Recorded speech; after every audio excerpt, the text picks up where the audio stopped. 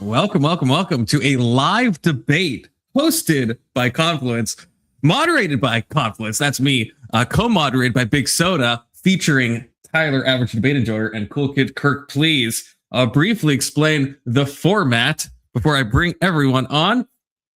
We are going to do 3 to 5 minute openings. Okay, Tyler is taking the affirmative. You can always see the prompt down there. If it sounds confusing, the prompt is Austrian economics would lead to a lower living standard for U.S. citizens versus the status quo. That might sound like a boring prompt to you, but I promise you these debaters are here to bring the heat. And one of them, well, maybe both of them will try to unalive the other person in more ways than one. So that's what we're going to see today. There will be, we'll probably talk for an hour to an hour and a half of open dialogue after the openers. There'll be 3 to 5 minutes closing, but I really want to see the back and forth. That's what gets my rocks off. And you can super chat in questions to ask them once the question and answer time starts. You know, got to be grifting, so support your local debate hosting panel. And then at the end, we'll be opening it up to people, and they can come on and ask, talk to the panelists themselves, stealing horseradish's ideas. Okay, so that's what we're going to be doing. First, I'll bring up my co-moderator, who's really perhaps more here to moderate me if I step out of line as a moderator. You know, he's like, like we talked about AI, he's like kind of the ethical version that's like looking over my answers and then seeing if I am doing something wrong. Good to see you, Big Soda. Good to see you, man. I'm excited for this one. I am stoked about this. So let's bring in the affirmative first with all the bells and whistles. We got Tyler, Average Debate Enjoyer. Let's go. Look at that. Oh, yeah, Tyler. And we got Cool Kid Kirk. Cam up. Can you cam up and walk around your room? It's not a debate unless you're walking around your room. There we go. You can lie in bed. Cool Kid Kirk. Yeah. No, fuck yourself. How about that? How about you cam up and go fuck yourself, huh? I'm not kidding. Fuck you, Tyler. Okay, I realized, I should have thought of this before. I realized that when I have this in this mode, it blocks the usernames. I did not know that, so I'll have to briefly change that. So we'll have to scroll across the bottom. It is what it is. There we go. So you'll have to read it. Kirk, you gotta cam up for this. Come on. I'm not camming up. I'm sorry. You never said that was one of the requirements. No, he doesn't want you to see him cry. It's okay. How long are we doing the cross? I want to know how long I should go before I start hitting the old Piperino, because I'm jonesing, boy. I haven't smoked yet today. I'm ready for Kirk. I'll be honest. My understanding never seen Papa Sober. My understanding is the way the format's going to do is we're going to have 3 to 5 minute openings, then the cross is going to be during the hour discussion, then we're going to have the 3 to 5 minute closings. Kirk, this is a taco burrito conversation, nachos. All right.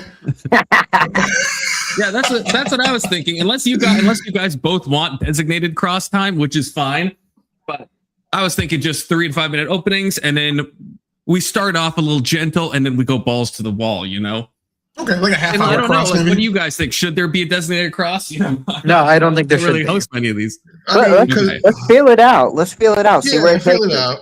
I want to get high, and I haven't smoked yet today, and I'm just jonesing, but we're not taking this that fucking seriously, but I still don't want to lose to this retard. So I'll be honest, man. You could probably smoke crack and be okay. That's true. You can do a lot of shit. But I'm supposed to be unbiased, and I am unbiased. There will be a poll at the end. It won't decide who wins, of course, but we want to see what the audience feels, and also everyone can come up and say their opinion. The link will be posted after. I will let it go. If you feel like you were being over-talked, you can, appeal to a moderator, either Big Soda or myself. If I feel like it's going around in circles, or if someone is getting really not a chance to talk, I will intervene. Otherwise, I like to be a little hands-off and just let the chaos kind of fly, which is my nature. And with that, Tyler, you are the affirmative. So I guess, are you ready?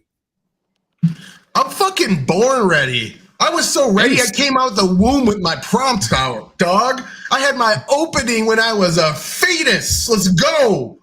Right, and the prompt is, Austrian economics would lead to a lower living standard for U.S. citizens versus the status quo. Tyler is taking the affirmative. 3 to 5 minutes openings. I'll start the clock when you start to talk. That's an original thing I just came up with. Go ahead, Tyler. I like this format. We should call it something like the DMZ. That's never been used before. Anyways, economics. What is economics? Kirk thinks we're coming in here to have a debate about math and money. What economics actually is a study of human actions and their choices. It's a soft science that's not prescriptive, it's descriptive. To use it to tell the people my ideology is the best is not how reality works. the Austrian economics, it's minimal to no regulation. It's laissez-faire in effect, rejecting empirical models generally, not as an absolute, and statistics for economic truths. Ideology, it's an ideology-based system that ties to minimal to no government oversight, no regulation, in almost all factors of life. The libertarian economic system. Austrian economics is libertarian. That's why you got Bob Murphy, you got Gene Epstein, you got all these fucking libertarian economists that all prefer Austrian economics. There's a little bit more nuance to that, but you know what? Every libertarian disagrees as to what libertarianism is. They all have the best takes since it's such a small movement and so fractured. So we're going to go with just a general theory. What is the status quo? The status quo has a base fundamental of Chicago-style economics with a little touch of neo-Keynesianism and a big touch of modern monetary theory. It's a practical system that takes the best parts out of every economic system and applies them in a way people want. That is the direct result of our elections, of the pendulum swinging back and forth to get the best status quo for the people. When you have all sides putting an input instead of just one extremely unpopular ideology, you have the best outcome for humans. What does this mean in reality? Our current economic system is better. It's the best in the world. Obviously, look at how much fucking money we got. Look, we're the richest nation in the world. The only way Austrians have a chance to actually implement what they want is to suppress democracy. That's why most of them argue about how democracy is two wolves and a sheep arguing about dinner. They need to take away your vote because they lost in the free market of ideas, because when people hear the batshit crazy theories, they say, absolutely not, that's stupid. So this trickles down. Since they are against government being able to step into the markets, they are anti-intervention, they are anti-regulation, they are anti-borders, they're anti-consumer protections, they're anti-worker protections. They want a world that we would consider third world and inhumane if we were looking at it from the outside. Holy shit, they don't even protect their workers. They pay them dirt pay. There's nothing to stop a company from poisoning their people besides insurance companies and 30 years of trial and error. That's crazy to me and completely lowers the standard of living for people. The ideology ignores that we are in the best times humans have ever been alive. The ideology ignores practical governance. In reality, it's the right-wing version of communism that only works on paper. It's never actually been applied practically in reality because it doesn't actually work. It would lead to disaster. Now, because it's unpopular and not set in stone, again, most people disagree. Kirk might have his own little theories about what he thinks Austrian economics is, but who gives a fuck what Kirk thinks it is? Let's talk about what the economists, Mises, Hayek, and the people that came up with it actually think it is. So depending on your level of love for the system, some flat out advocate for complete abolition of the government. It's all a violation of the NAP because the government uses force to dictate any policy. And if you're using force as an entity, you're violating the NAP inherently. So they want private police. They want insurance companies to be the ones that dictate right and wrong. Your insurance company. Do you trust your fucking insurance company to dictate what's right and wrong or to make a profit off of you? As every fucking business does. We're going to go through tons of examples where that's the case. So imagine a world where the most corrupt entities in place with regulations and oversight like they have now, take those leashes off of them. All these companies that we have to constantly restrict, putting poison, putting asbestos into our ceilings, putting poison into our food. Upton Sinclair wrote a book called, was a muckraker that wrote a book called How the Other Half Lives because he went into a food industry that was unregulated and so they were stuffing rats into meat cans. The reason why we have these regulations is because these businesses in capitalism are based off of greed. And the long-term gains that Kirk's going to argue, if we get rid of all regulations, we might have more innovation. Nothing actually proves that, but we might have more innovation. Just ignore the fact that a third of the people in the country died because we let them die without any fucking help. I'm going to go through example after example after example of things that Kirk even agrees with that fall into my economic system. At the end of the day, this view would cause substantial harm to everybody and does not make the markets any better. It actually makes investment worse because they also don't believe in intellectual property. So as soon as you spend $20 billion investing in some new idea, trying to invent a new drug, the next guy can just come along and steal your fucking formula for free, and all that $20 billion is gone and never getting invested again. There's no incentive for people to double down and invest billions of dollars in the next new miracle drug because some guy can just come along and steal it the same way China is doing to us on the world stage. So what I'm doing tonight, you can consider as ableism because I'm going to beat this retard down to the point where we're going to have another show up. Okay. So, all right. Thank you, Tyler. It will be in a second. Thank you, Tyler. You certainly brought a lot of energy to that, and we'll see if energy can bring a lot of Tyler to his opener. So with that, I'll start the clock when you start to talk, Kirk. First of all, my name is Cool Kid Kirk, not Energy. Second of all, when we're talking about Austrian economics, what is Austrian economics? Austrian economics is the proper name of the school of thought developed in Vienna of the Austrian School of Economics associated with the economists Menger, Bombourg, Mises, and Hayek. Austrian economics believes in praxeology, and yes, it does, generally speaking, most Austrian economists do advocate for limited government. However, Austrian economics is not synonymous with anarcho-capitalism. While some Austrian economists like Murray Rothbard did advocate for anarcho-capitalism, Mises was a minarchist, and Hayek was even more a moderate than Mises and Rothbard and advocated for a mixed state. In fact, Hayek even accepted the existence of UBI. The reason that I support Austrian economics is because is not because of these abstract, highfalutin theories, but it's simple probability theory and statistics and math. Basically, the fact of the matter is that when you're talking about social sciences like economics, it's very hard to have predictive validity. As a philosopher Karl Popper observed, the strength of a theory is its predictions, and in order to make a prediction, you have to be able to confound variables. Because economics is such a multivariable subject, it's impossible to make definitive statistical predictions like you can do in physical sciences and natural sciences in general. When you're talking about economics, you also have the mathematician Benoit Mandelbrot proved that the market is governed by a power law. And so this means that it's governed by what's named a Cauchy or Pareto distribution. What this means is that the meta distribution for the set of probability distributions for predicting the market is unbounded. And the mathematician Raphael Daoudi and statistician Nassim Taleb proved that when you have an unbounded meta distribution, let's say a meta distribution with an infinite possible configurations for the set of probability distributions, question about predicting the market is statistically undecidable. This is what the Austrians called the knowledge problem. You cannot predict the future of a market given how multivariable it is. And so given that fact, we should have skepticism to our economic modeling theories, which is why the government cannot have enough knowledge to centrally plan the economy and allocate resources. This is what we get into the pricing mechanism. What the pricing mechanism does is it signifies from consumers to producers the relative evaluation of consumers, what they prefer. And so that tells producers what they should invest in producing to sell to consumers, because if there's not a pricing mechanism, then basically you get misallocation of resources because there's not an effective way to tell the producers where they should produce and allocate resources if there's not consumers explaining it. You need demand to signify to supply where the supply should be. And with that, I say the rest of my time. Thank you, Kirk. Great openings from both of you. Now we will move into we'll start with an hour. We'll see how we're doing up to an hour and a half. Again, super chat your questions. Open panel will be after, but let's go. We'll just dive into it, boys. Before I get into my and people in general. Sorry, Kirk. Before I get into my crushing argument here, I want to just refute a couple things Kirk got wrong in his introduction. Hayek did say he wanted a UBI in his youth, something he later took back and went to a very, very, very minimal welfare state.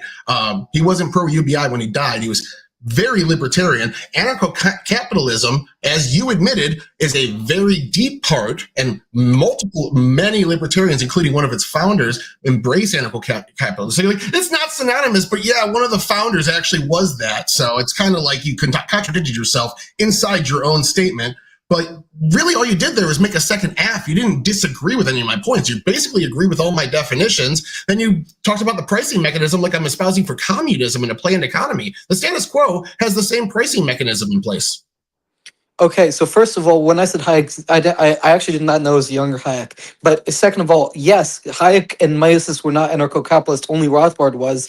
And so when you're talking about the Austrian School of Economics, the main guys are Hayek and Mises, not Rothbard. So no, anarcho-capitalism and Austrian economics are not synonymous. But second of all, that's what I was arguing before, is that you were going to give your version of Austrian economics and omit all the inconvenient parts. Like, what are the fucking founders of it being an anarcho-capitalist? Like, what the fuck?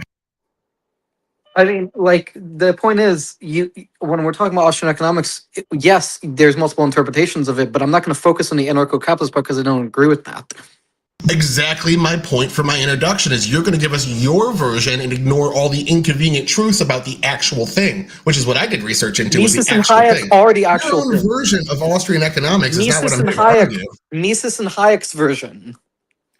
This is what we call a proprietary definition and a syllogism. You're making up your own proprietary definitions based off of your preferences instead of what the actual word means, disregarding all the people you disagree with that fall under your umbrella and giving me a proprietary definition. And a syllogism is your version of this to argue against rather than the actual practical version of this to argue against. Intellectual property, is that something that most Austrians believe in?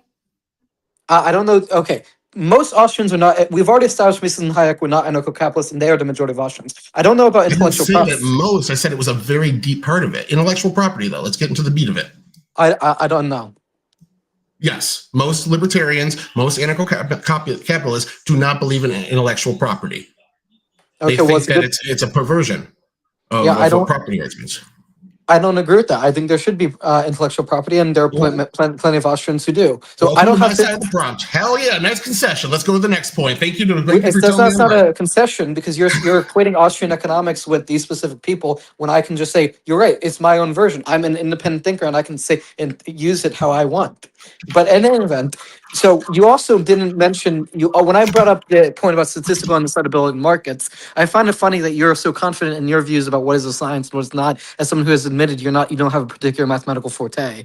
But in any event, when you're talking about the pricing mechanism, Nice ad hom. it's not at home. It's like literally, it's an appeal to do you have relevant expertise in this field? But in any event, even putting your individual mathematical lack of forte aside, it doesn't really matter because even conceptually, when you're talking about the pricing mechanism, as I said, allocation of resources, and furthermore, you mentioned regulation. What about the fact that when you talk about regulation, a lot of regulations stifle, like I said, innovation because of the fact that they artificially restrict what suppliers can do. And when you restrict what suppliers can do, they can't allocate resources to what they want to do. And so you have fewer supply. You have less supply, which increases cost of goods. Because there's other factors besides just GDP. When you're limiting supply, it's usually for good reasons, like, hey, you're not paying that worker enough, or you're putting him under dangerous conditions. These are called worker protections. These are called consumer protections. These regulations put in place are because when you let these companies just do whatever the fuck they want, they do awful things. And we have tons and tons of examples of that. But going back to intellectual property, Mises thought this, Rothbard thought this, even modern day thinkers like Stephen Kinsella thought this. This is a fucking staple of Austrian economics. And you're saying you disagree with it because you know that my point about it stifling innovation and investment is true. You can't even argue that. You never even tried to dispute it. So you're basically saying, yeah, Austrians are really bad on this one thing. Actually, I reject that as part of Austrianism, despite the fact that the creators and modern day thinkers and economists that are Austrian all agree with what I said. You're rejecting Austrian economics right now by saying intellectual property isn't part of it. I can reject one part of a tradition of thought without rejecting the majority. Just say, yeah, that particular part of Austrian economics is stupid and is antithetical to investment. Admit it, and we'll move on. Okay, I'll admit it. Fine. Okay, let's move on to the next point then. Public education. So what we saw before public education was mandated in the country, we did not see universality. Public education led to universality. What we saw before was you could be the next person that was going to cure cancer, but you wouldn't go to school because you were brought up on your dad's farm. When you have people have the opportunity to learn and you have reallocation of resources from those that already made it to those that haven't yet, which tend to be young people, what we see is you're well nourished, you have a good family life, you succeed more in school, and then we have a larger opportunity of educated people in our country to work high skilled jobs. Without that universal schooling and the redistribution of resources to make sure those kids are fed and have comfortable living situations, we just wouldn't have that. And we'd have significantly less people educated, and the ones that would be less educated because their living situation would be worse. I mean, first of all, many economists, including, for example, Thomas Sowell, has pointed out that the public education system has done terrible things, especially for low-income and minority communities, because of the fact that the allocation of resources, basically, the teachers' unions in these areas suck up a lot of the resources, whereas if you had a school choice system, parents would compete with their dollar, and so this competition between their dollar, like I said, this pricing mechanism allows for a more effective allocation of resources. School choice doesn't mean that you're getting rid of public schools. School choice could be a voucher system where you completely keep public schools and get to pick which one your kids go to because we attach the money to the kids instead of the school district itself. So you're not arguing against public schools when you're using Thomas Sowell's argument right there. You're arguing against unions. I'd say teachers' unions are a big detriment to public schooling as well. Doesn't mean public schooling is bad. It means teachers' unions are too bloated. So you're arguing on behalf of public schools when you argue for a voucher program, Kirk. Well, first of all, like I said, Hayek was for some. I think Hayek. I could be wrong. I thought he was for school vouchers. But when you're talking about Austrian economics, it's not.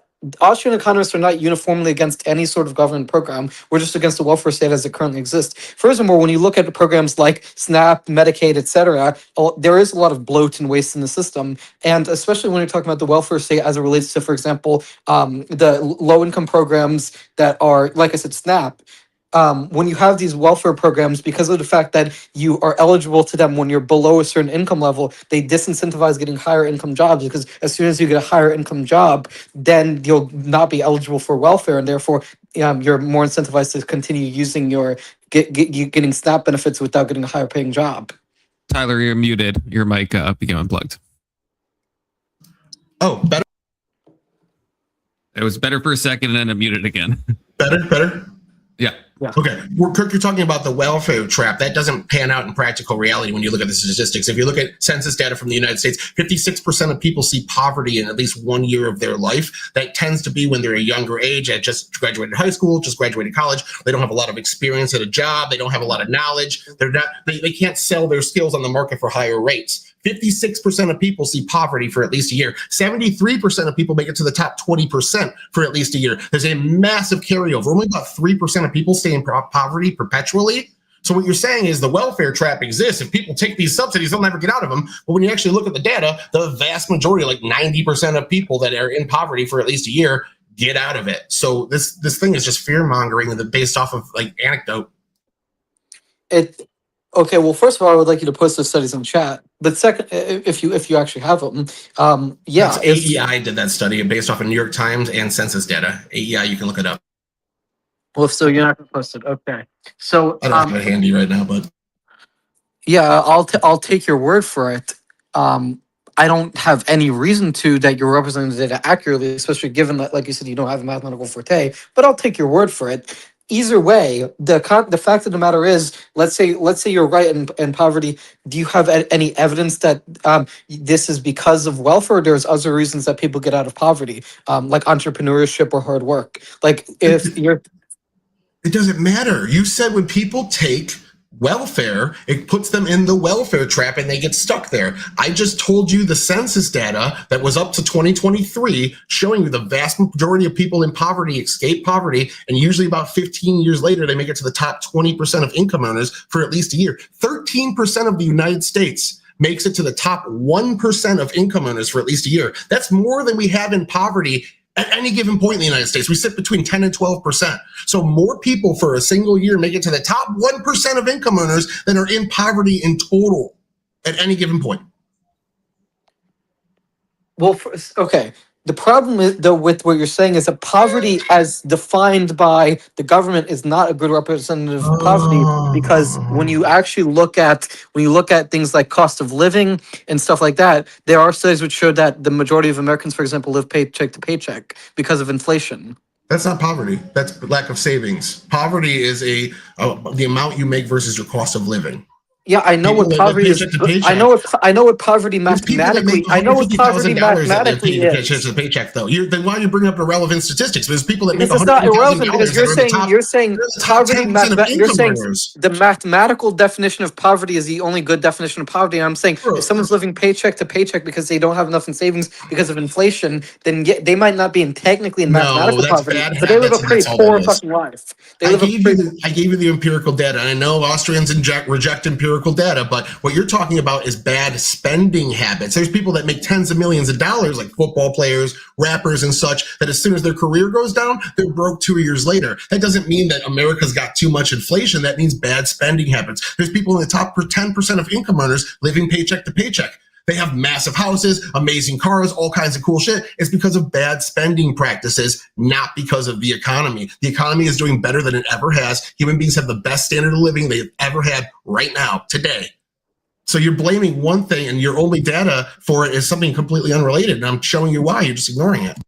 I'm not ignoring it. You're saying they're not in poverty, and I'm saying you're right. I'm saying it doesn't matter, because if you're living paycheck to paycheck, that's still a shitty existence to have. Okay, but it has nothing to do with the economic style. It has to do with the individual's spending habits. Okay, and I'm saying that's not true. And the way I know it's not true is because of the fact that central banking policies, which increase the monetary base, increase inflation. And when you have increased inflation, savings are worth less. They And I'm saying also we can don't. decrease inflation. The job of the Fed is to regulate the money supply. They can increase or decrease inflation. They have three powers, the Federal Reserve. One of them is reserve rates, interest rates, and then they can add and remove money from circulation by buying and selling bonds on the market. They can lower inflation just as easily as they can raise it. You're saying that they inherently raise inflation, but I can show you them taking action to lower inflation. Okay, is inflation higher before or after the Federal Reserve was created? Before. We had 30 years of almost zero, well, very low inflation and very low interest rates in the country. The era of free money only existed after the Federal Reserve. I guarantee you, had the Federal Reserve not been created, we would have seen less inflation. Yeah, you guarantee. And you guarantee if we didn't have regulations, worker protections, and all these great things that keep the poor people alive and invest in the youth of our country, we'd have better outputs. But I don't see anything besides you saying it's true that it's true. Okay, by definition, the Federal Reserve increases the monetary base. So if the Federal Reserve increases the monetary base and population does not grow proportionally, that leads to inflation. No, Kirk, I just disputed that. I told you exactly how the Federal Reserve can do the exact opposite of what you claim. They can reduce the monetary base just as easily. Yes, they do. They do often. They often buy back bonds off the market to reduce the money supply of the United States. Okay. Yes, it's a very common practice of the Fed. Happens every single year. It happened this year. Okay, before 2019, before COVID, inflation was lower than it is now. It's higher now. Yes, inflation is higher now because of the Federal Reserve. So COVID is my economic system? You're taking a black swan event and saying because this black swan event backed up supply chains and saw about 10% of the labor market leave and retire, which were older men, that's the fault of the economic system now? And not First of all, it's not a black swan event. It's not a black swan event. It was. No, it wasn't. You can predict pandemics with relative ease. Black swan events are things that are inherently unpredictable. Yeah, no. Then predict the next one. When's the next pandemic going to be, Kirk? I don't have that information on me. Yeah, because you're just making shit up. The people that predict 100 things, 99% of the time they're wrong. The one time they get it right, they run a victory lap. It's just you talking out of your ass. You can't predict a fucking No, I know pandemic. This is right because the person who coined the term Black Swan event, Nassim Taleb, who's a statistician, said it's not a Black Swan event. Oh, yeah. Yeah, it is. It absolutely was. When's the last time since the fucking Spanish flu that we've had a pandemic at that level? Just because it's out of proportion doesn't mean it's a black swan event. You're just using the term incorrectly. Let's look it up then, because I definitely did that beforehand, and I'm pretty sure you're wrong on this. Either way, I want to move to another subject here because we're kind of just arguing about random shit. It's an extremely rare event that is an outlier with no clear precedent in historic data. That's a black swan event in its pure definition. That's exactly what COVID was. Pandemics have precedent in history. But anyway, I don't want to argue about this because you're just wrong. It doesn't mean it never happened a single time. It means it's extremely rare and unquantifiable because of how rare it is. That's what a black swan event is. It doesn't mean it's the first time it's ever happened in history. That's not what a black swan event is. I know, but using the word wrong. Pandemics are quantifiable easily. There's three factors in it. It has to be. No, they're not. You can't tell me when the next pandemic is. There's been people predicting this all the fucking time. They thought Zika virus is going to be the next pandemic. It didn't go anywhere. Bird flu was supposed to be a pandemic. Didn't go anywhere. People say this shit all the time. You're just talking out of your ass right now. There's nothing you can show me to prove you know when the next pandemic is coming, or anybody does. You're just talking out of your ass. So anyways, regulatory agencies, FDA. FDA is the gold standard on food. We talked about Upton Sinclair in my introduction. When these regulations didn't exist, they were packing rat shit, rat meat, and all sorts of bad things. The sawdust content in our food was high as shit. Now we have extremely clean food facilities. We have all this shit that makes our consumption significantly better. That's only because of regulation, and that's what the people wanted. So tell me, how would your system solve this? So, first of all, you're appealing to Upton Sinclair, who is both a socialist and an anti-Semite. I don't Second care. of all, That's all you have is AdHom, bro. How would your that's not system ad hoc. solve this? My That's system was AdHom. solved simply because if you have contamination in the food supply, I would say that you should have stronger accountability in the court system. So that way, if you poison, for example, the food supply, you should be extremely liable. The court system? You mean the states using force and violating the NAP to push laws that are unconstitutional? We've already gone over this. unjust? Neither Mises Yeah, nor Hayek were against the court system. Both of them accepted the existence of a court system to protect individual rights and property Modern rights. day libertarians and several libertarians from old all advocated for private policing. They said the state was a monopoly of force and it violates the NAP. They also said that I didn't vote for these things personally, so the state is oppressing other people's rules and demands onto me.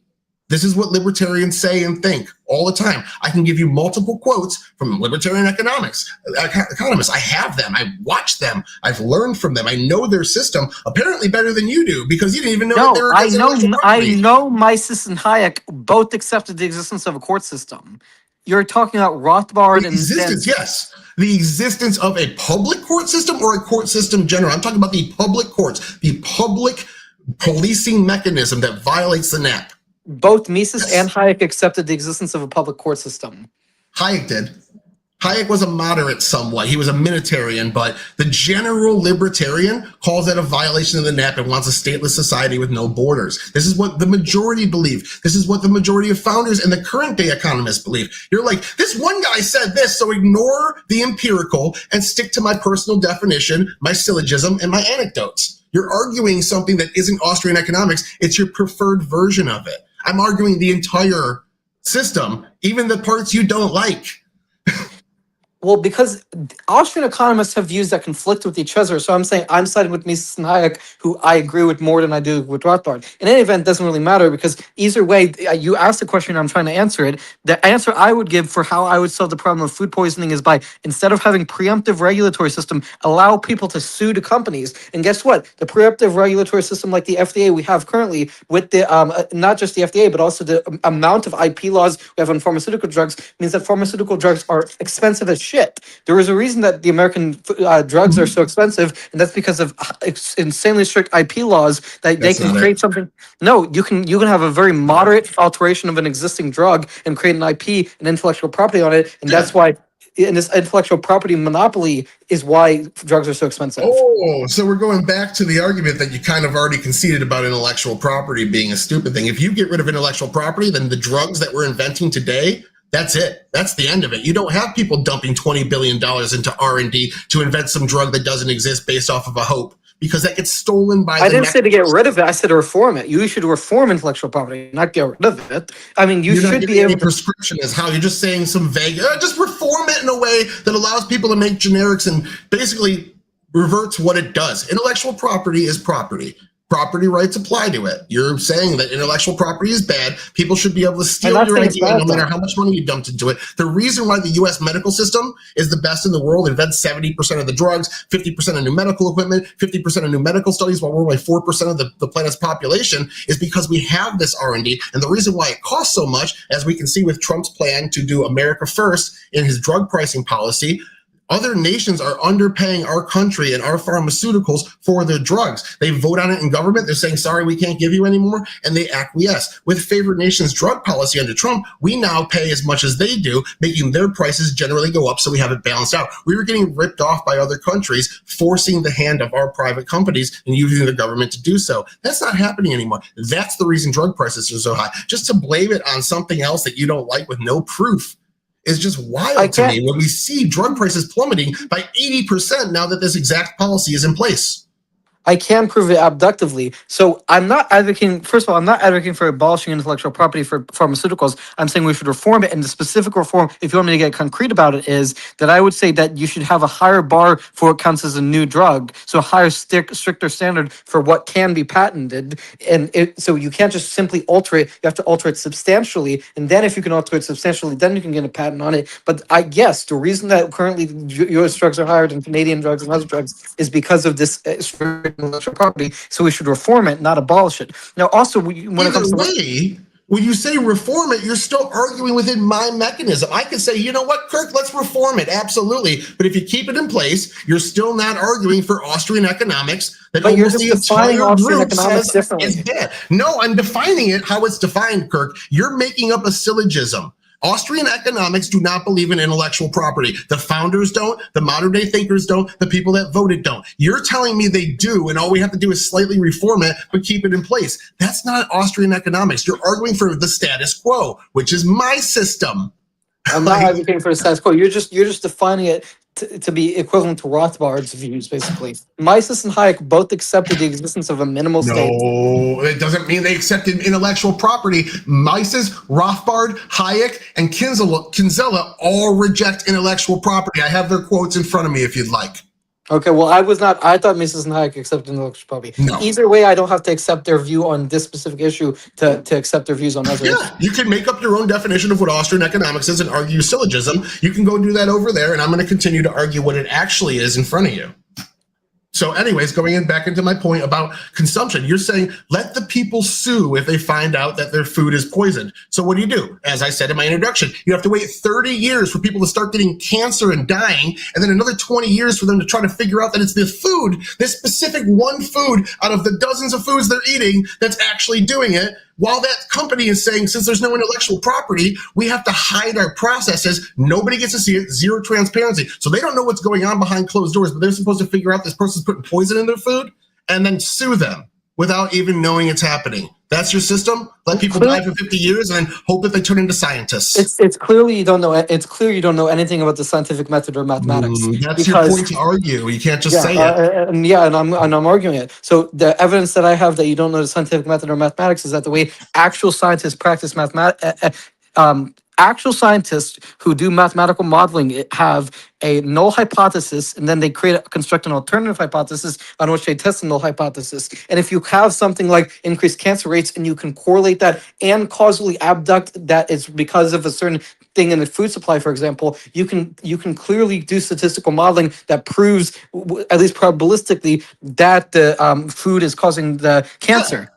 So after 50 years of people dying, 20 years, 30 years for the cancer to metastasize and kill them, after 30 years of people dying, and then 20 more years of study, we figure out, oh, it's actually this can of beans that's giving you this, and then they can sue. Or we could set up a system that says, hey, all those things that poison you, those are illegal. You can't put them in your food to begin with. And then nobody gets poisoned and dies. We're talking about the living standard. You're saying my living standard is let people die for 50 years and hope scientists figure it out so we can sue? And that's a better living standard than banning poison in your food. Okay, I'll let that up. No, leave because that up to the audience to judge. because scientists, I'm saying the companies would hire scientists to make sure they would not poison the food supply to begin with if they knew they would get sued because of the fact that they want to make profit because of the profit motive. And when you have a profit motive, they don't want to get sued to begin with, so they wouldn't poison the food supply to begin with. They have scientists who can construct null hypotheses and alternative hypotheses who can test these things on their products themselves. You don't have to wait 50 years because the companies would not do it in the first place. They want to make profit. They don't want to get sued, so they're not going to poison people. But they have. You're just saying things. I'm pointing to you of instances in the history where there were no regulations, and that's exactly what they did. And you're like, no, they wouldn't do that. Trust me, bro. Your whole argument is, trust me, bro, you're wrong when I'm giving you empirical statistics and history. Well, hold on. You haven't conceded the mathematical argument that I made that the social sciences like economics are so multivariable that you can't use statistics in that way, right? Statistics assumes a closed system. Mathematics. Yeah, sorry, you just can't use data in that way. I guess all the data you're presenting is wrong because I'm saying you just can't use it that way. Ignore all the data and just go with my gut. So yeah, great argument. We'll let the I don't have anything else to say. How do you define statistics? What is statistics? That's not the argument here, Kirk. So zoning laws. We'll go into zoning laws. No, next. hold on. You're going to make an argument for statistics. You can't even fucking define statistics. You made an argument against statistics. I just said that you're using cope. My argument was that you're coping by saying you can't believe any of his data because I say statistics don't work that way. That's your argument. I'm saying that's cope and stupid, and we'll let the audience judge. Moving on. But you haven't even defined statistics or how you do a regression analysis of dependent variables in the social sciences. When the debate prompt is statistics, then I'll be sure to get you a definition for that. Okay, buddy? But it's not. So zoning laws, moving into zoning laws and conservative federalism. At the end of the day, democracy is something libertarians hate. That's why they want to get rid of it. What zoning laws are is democracy on a local level. If you don't want a chemical plant next to a school, you pass a local ordinance. If you don't want a prison next to a school, you pass a local ordinance. If you don't want a strip club next to a school, you pass a local ordinance. Zoning law is how we get society structured in a way where people can have a safe area for their kids. Why are you against zoning regulation? So I'm for abolishing all zoning regulations. I'm for reforming them. So what I don't believe you should be able to build a prison or a strip club or a factory that has chemicals next to a school because that's dangerous. But the current zoning, but even left wingers like Ezra Klein and some guy Thompson have talked about in their book Abundance that the current zoning regulations are so extreme that you have increased housing costs that are more than necessary. I'm not saying every version of zoning laws is good, Kirk. I'm not saying the worst examples of zoning laws are all good. I'm saying zoning laws as a theory, as a concept is good. Of course, you can do good things poorly. You can overregulate. No one's disputing that. What I'm saying is generally zoning laws do this. So you're saying, I advocate for zoning laws. That's good. I advocate for the state to take this tiny group of people, the ones that went out and voted, and use monopoly of force to enforce what a small group of voters did, even though I'm personally against it. That's not Austrian economics, Kirk. I need to hear how you square Austrian economics with being allowing the government to violate the NAP on every single instance, like local zoning law, something that small. They're allowed to go and violate people's rights and violate the NAP?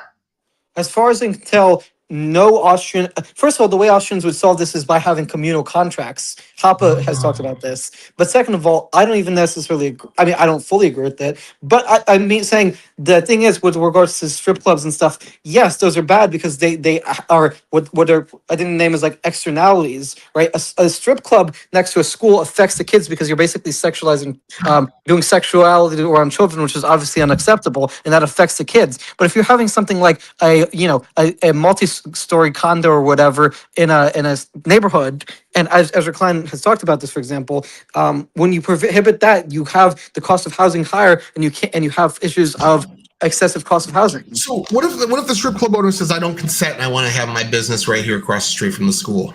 Well, your ability to consent ends where the ability of minors to not consent starts, and so you can't build a strip club next to a the minors school. don't consent, their parents do. But it doesn't matter if the parents don't like it there. I own the property. I want to put my strip club right here across the street from the school. It's my property. I own it. Castle doctrine. Who the fuck are you to come in here and tell me where I want to put this?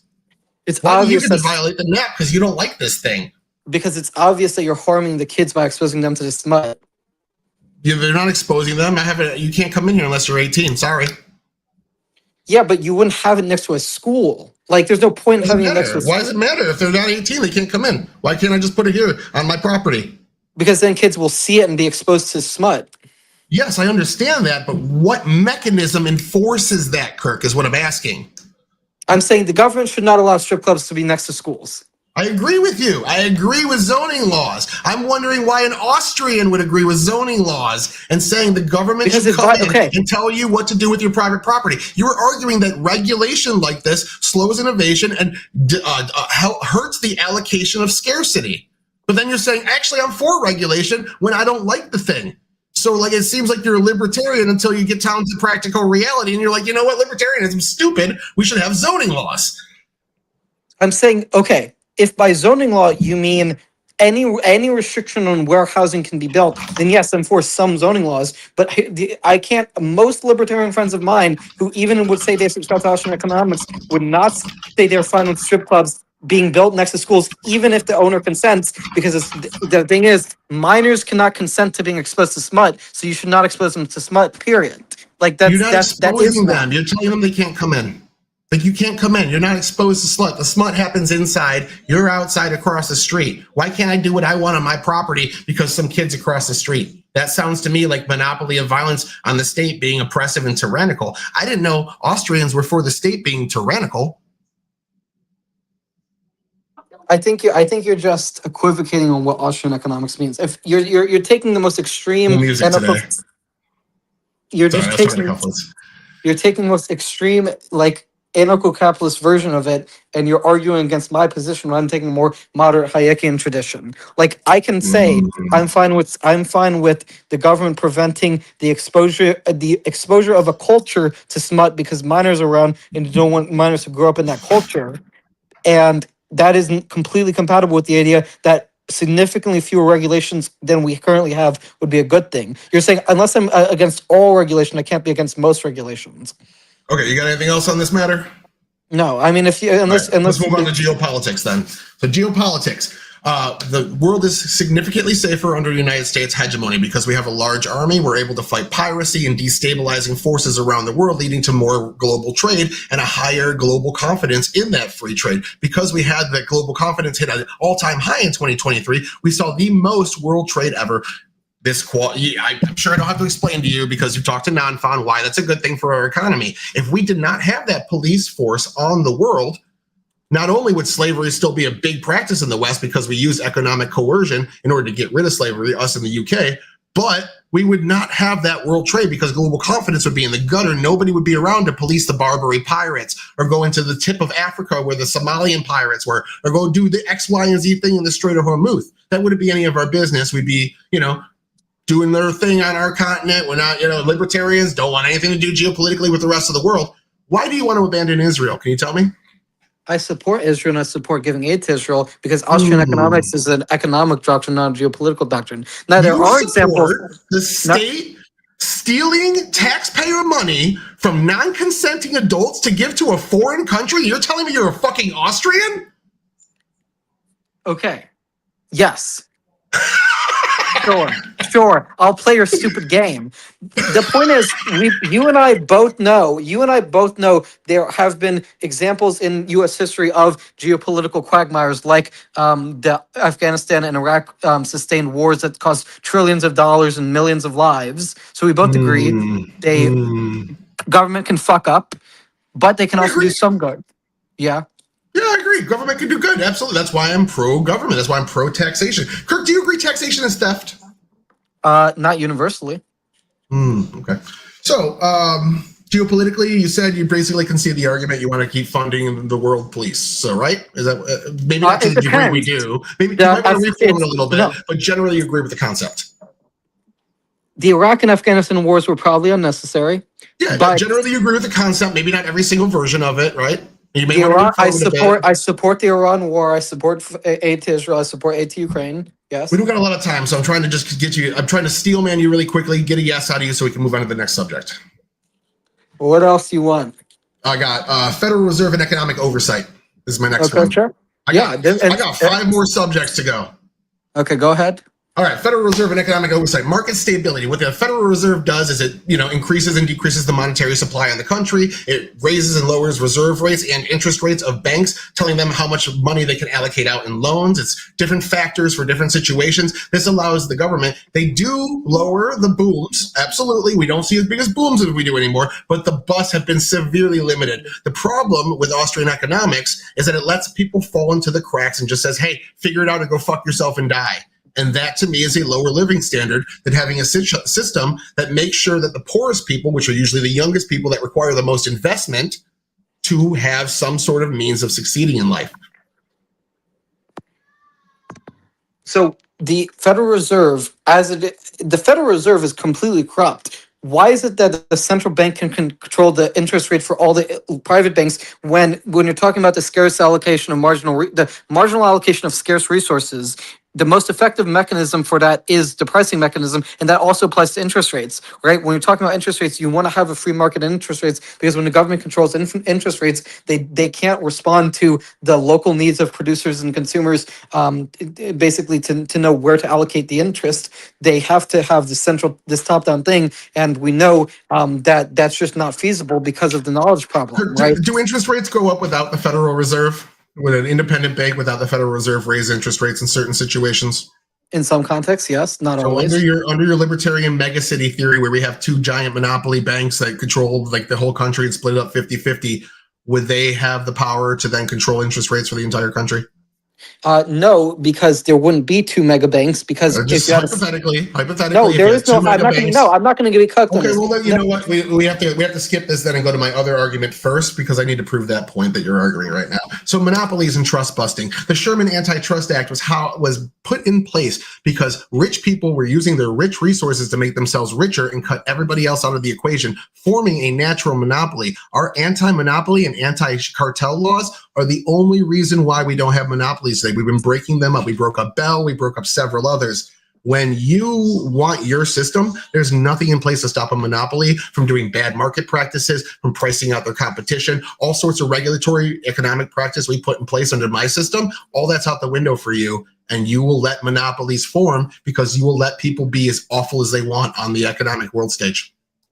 Okay, first of all, I don't like this whole thing of like moving on to topic. This is not Tyler's show. This is Confluence's show, and you and I are debating. So we're not going to talk on. I'm not going to talk on your pace.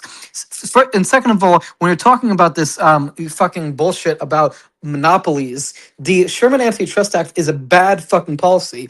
The fact of the matter is that if antitrust laws stifle innovation because when you get rid of the profit incentive, people don't want to invest in the creation and research and development of new products. And when you have antitrust laws, they're less incentivized basically to invest because they can't make as much of a profit off of it. What monopolies do is they provide an incentive for private businesses to earn more money, and this incentivizes research and development. Now, monopolies don't naturally form in most contexts because basically this profit motive also means that small businesses want to compete with big businesses to challenge their monopoly, and this is what the beauty of the profit motive is. And you're muted. I double muted, sorry. Let's debunk the stupid bullshit you just said real quick. There's 6 companies. We see this all the time. We saw this before the Sherman Antitrust Act that you just declared was bad and didn't tell us why. We saw it after the Sherman Antitrust Act. Let's say we have 6 firms and they control 80% of the market share. These firms call each other up and say, hey, let's fix prices, something that would now be legal because we got rid of the Sherman Antitrust Act. They say, let's fix prices. Any competition starts to gain footing in the market. We lower our prices, we price them out, we put them out of business, then we jack our prices back up. What's in your system going to stop that? There are 2 possibilities. Either the monopolies will lower prices to prevent new businesses from forming, in which case you have lower prices in a monopoly, and that's a good thing, or a new business will pop up and they'll raise prices such that they'll challenge the monopoly because people want the business that has lower prices relative to the big businesses that have higher prices. So when you have competition, you have lower prices, and when you have a competition, you have higher prices on the big businesses part, and that so you can compete with the big businesses. And when you have you just explained basic economics, but you didn't address my question. My point is that you have 6 companies that are in oligopoly that control 80% of market share in a particular sector. When they call each other up and decide to say, we're going to fix prices. Anytime competition rears its head, we're going to deprice for a few months, put them out of business. And as soon as they're out of business, we're going to jack our fucking prices up. And we're going to do that over and over and over until nobody decides they ever want to compete in this sector anymore. And then we keep our prices jacked up. How does your system deal with that? The way my system deals with that is that you would never have a period to begin with of people jacking up prices because of the fact that basically the business would raise prices and then you'd have new competition and then they would lower prices again and you'd have an endless cycle of lowering prices and lowering prices. So yes, you would have a monopoly, but the monopoly would be a good thing because there would be endless cycle of lowering prices. I just explained to you in my circumstances why that wouldn't work. You have to invest $10 billion to get into as the barrier of entry in this particular sector, and everyone that invests $10 billion now gets priced out by this oligopoly. That money goes down the drain. It's a complete waste. The oligopoly prices them out, closes their business, makes it hard for them to exist because you don't have any regulations on the economy in your system. So these companies force the new people out of business, then jack their prices up. And they do that so many times that nobody wants to go into that sector anymore because they see it as they wouldn't want to go into that sector. No, they wouldn't want to go into the sector. Because I just told you why it's a money pit. And you're like, oh, they do it anyways and it would work out because I say so. It's magic. No, it's not magic. After they see the companies raising prices for so long, they would enter the market and lower prices naturally, because after they've seen the monopolies jack up prices for so long, they would realize they have an opportunity for competition, and then they drop their prices and then put them out of business. And when An they put them endless out of cycle. business, Yes, then they an just jack their prices back up again and wait for the next person to invest $10 billion. Not everybody has $10 billion laying around. There's only so many $10 billion investments. If you go to a bank and say, I want to take out a $10 million loan in this particular sector, and they say, every time in the last 50 years, every time someone's opened a firm in that sector, they get priced out and the money goes down the drain. We don't see that as a worthy investment. You don't get your $20 billion loan. Sorry. That's how actual investment works. So again, what does your system do to prevent this? You're just saying, oh, that wouldn't happen. Ignore reality. Ignore the reason why we have the Sherman antitrust law in the first place, because this was actually You happening. provide no. Hold on. No, you haven't provided a lick of empirical proof. You've provided This happened. conjecture. I can give you the historical precedent of this happening. Give me the historical precedent. What's an example of people raising prices, lowering prices when I will do consensus, that. raising prices? I need you to answer my hypothetical question. What I can't your answer hypothetical. system- I only deal with reality. I don't deal with Oh, okay. hypotheticals. All right. Well, if that's the case, you're just gonna fucking filibuster and dodge. Then we'll just move on to I'm the not next gonna. subject. I'm not gonna let you. I'm not gonna let you hold on to the I'm conversation. asking you a question over and over. You refuse to engage in it, and now you're saying you don't engage in hypotheticals while asking me hypotheticals. You're just going full bad faith because you're angry that you're taking the biggest L I've seen on the Confluence channel in all my. I'm not saying it. They're saying this is the biggest L Kirk has ever taken. Okay, you provide no empirical. Okay, just to recap the debate, you provide no empirical proof of anything you're saying. You provide no empirical proof. No, You just say you trust me, bro. What empirical proof do you have that? What empirical proof do you have that if we got rid of the Antitrust Act, they would raise prices, lower prices in the cycle, and then they would raise prices and they wouldn't lower prices again? This happened before the Sherman Antitrust Act. You know what a cartel and a monopoly are?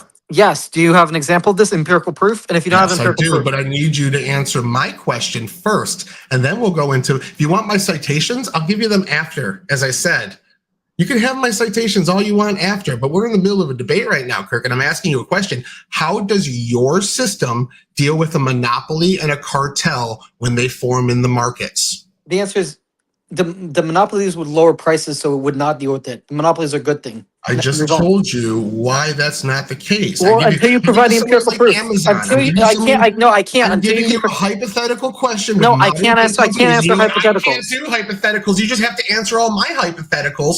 Yeah, this is just complete bad faith. You're no, it's dodging not the bad question. faith to deal with the. It is. It's not bad faith to deal with the question that has no root in reality. If you have I'm no, asking you a hypothetical question based off historical precedent. You're like, give me the precedent. I'm not answering that, but you have to give me your citations. give me a citation. You're fucking. You're done, The son. reason You're why done, you can't son. answer- You are the done, reason son. why- You're the done reason for, why son. You can't answer this, Kirk, is because your system has nothing to prevent that, and it would allow monopolies and oligopolies to take complete control over the market. It would lead to libertarian mega cities. You want to move on to the next subject now? No, not until you provide empirical proof. I'm not going I will give you my to. citations after the debate, Kirk.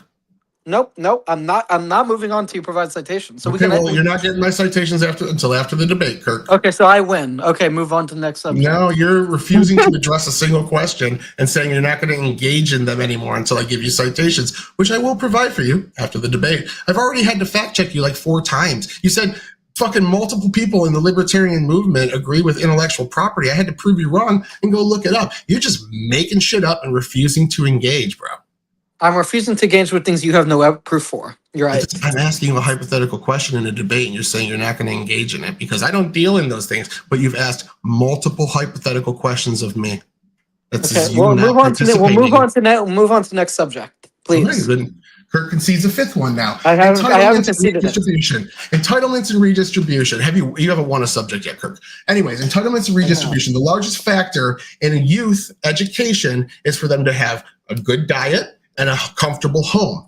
The way we do that is with redistribution under my system. Since young people that are usually having young kids generally are the poorest, again, 56% of people see poverty, and it's mostly always young people because they don't have marketable skills, they don't have education at the same rates of their older peers. So the people that need the most redistribution in order to succeed, an investment, we call it, in those particular people are young people. This redistribution makes sure they're fed and ready to go to their jobs. This makes sure their kids are fed and have a good home environment so they can go to school and learn. What does your system do to make up for that? My system would make up to do with that because the capitalism has produced the wealthiest country on earth. We have the highest GDP by far, and the fact of the matter, and you're talking about redistribution.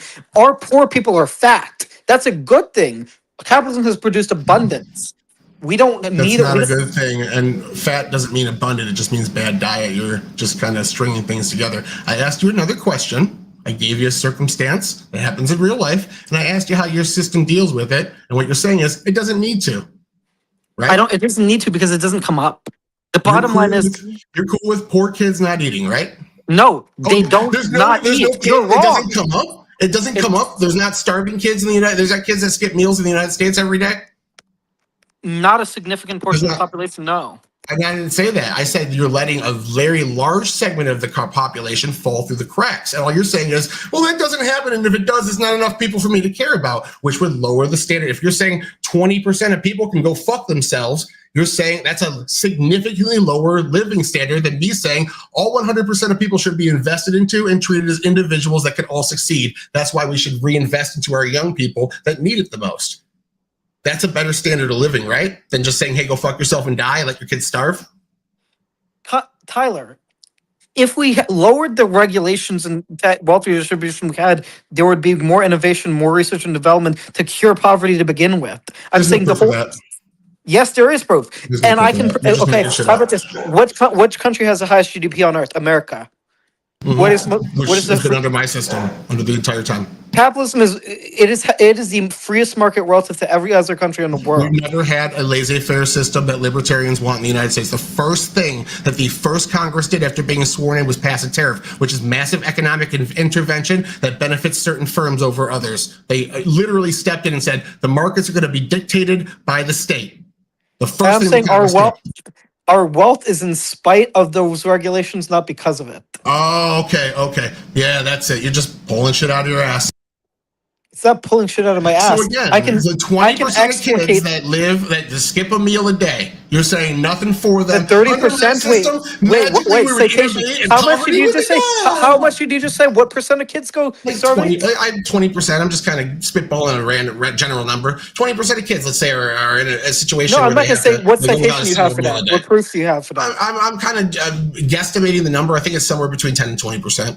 Okay, well, until you have proof for that, I can't engage with it. Okay, Kirk. Well, until you have proof for any of your arguments, like the one you just said, libertarianism would eliminate poverty because we'd find more cures for it. There's no proof for that. You pulled it out of your ass. So you're making shit up, but demanding I provide citations for things that most people know. I'm the man who provides citations for any claim you make, including. Your argument doesn't fit your own standard of scrutiny. You're just making shit up, man.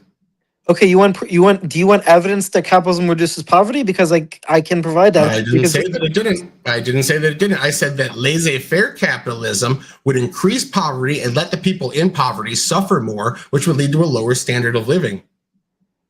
Okay, we had the freest economy or would you agree that we had a freer economy during the founding fathers era than modern day? Yeah, we have more regulation now. Yes. Okay, we had a wealthy. The Industrial Revolution happened in the founding fathers of America during their time.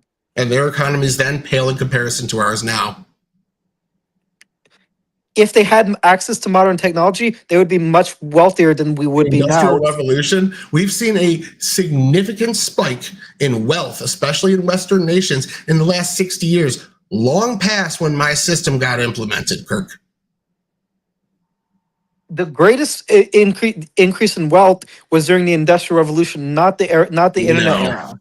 No, that's not true at all. We can look at the statistics for that. During the 1700s and 1800s and the Industrial Revolution was happening, we saw a little spike. You look at the last 60 years, that shit's it's fucking off the charts. It's not even close. You're just making shit up again. So investing in the youth, again, we see 55% of people reach poverty levels for at least 1 year in their life, according to census data, most of them being young. A lot of them having kids. Their kids are having to skip meals oftentimes.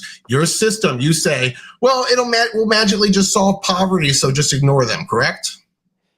So I would say that if you have a starving kid in a free market, which wouldn't happen, by the way. I'm saying missing a meal. Okay, then you could have private charities for that. And those private charities, were they sufficient when we had them in the past? When you had men's clubs in charge of charity, how many people in the United States were covered by those charities?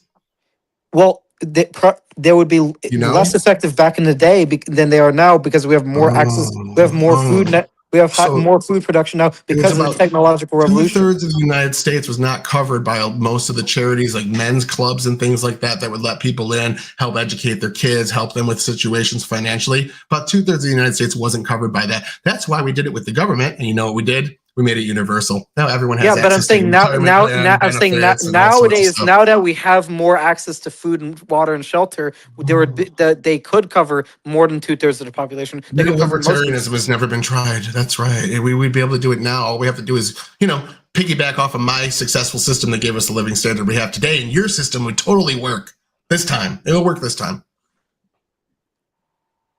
So I went through. I can provide further. I do want to go into the point of wages. You do realize that minimum wage laws also help big businesses like McDonald's and Amazon because they price small businesses out of it because they can't afford to pay their workers $15 an hour in areas that have, for example, $15 an hour minimum wage. Okay, minimum wage. I gave you a reason why your system would lead to mega cities and oligopolies completely controlling the market significantly worse than mine. And you're trying to turn that point around on me and be like, well, these wage laws kind of make it harder for small businesses a little bit. So, I mean, your system's kind of bad too, but your system would literally eliminate all small businesses because anytime a new firm started up, the cartel that's in place would price them out and make every investment into that sector something nobody with sane, rational ideas and money would ever invest in. And you have to provide no proof of that. And you have no proof. I just gave you the situation and you wouldn't engage with it. I don't engage with hypotheticals because hypotheticals are divorced from reality. Which is why I said you're done, son.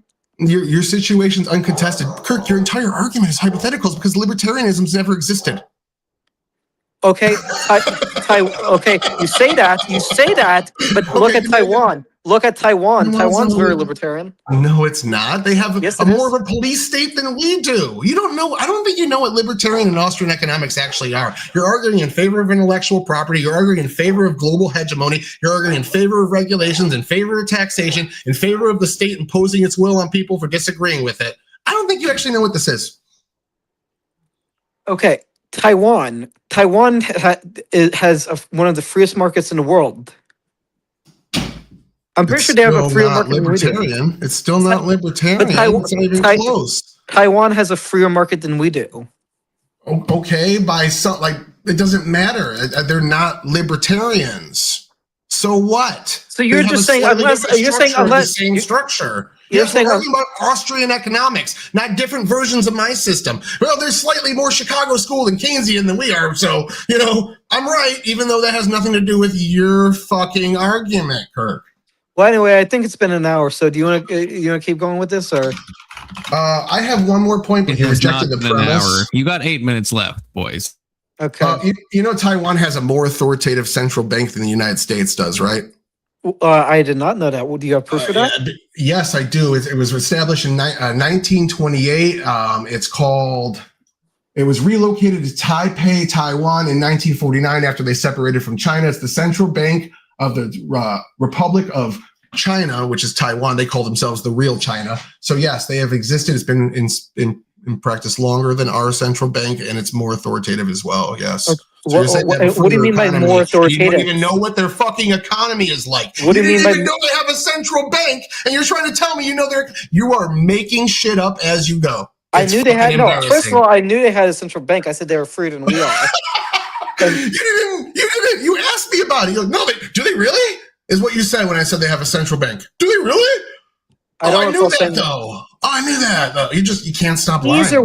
Either way, it doesn't fucking matter because at the end of the day, what do you mean by more authoritative? Do they control the monetary base? We do that. Do they control interest rates? We do that. More power over their nation's economy than our Federal Reserve does. Like what? What's an example? What's an example of that? Our central bank, our Federal Reserve, is more of an abstract of a central bank. We have it under the powers of purview of Congress. It's a subgroup that kind of is regulated by both Congress and the executive branch in kind of a weird way, sort of like fourth branch theory, but also kind of under the auspices of those two branches. They have an actual branch of government that's the central bank. It's the Central Bank of Taiwan. That's what it's fucking literally called.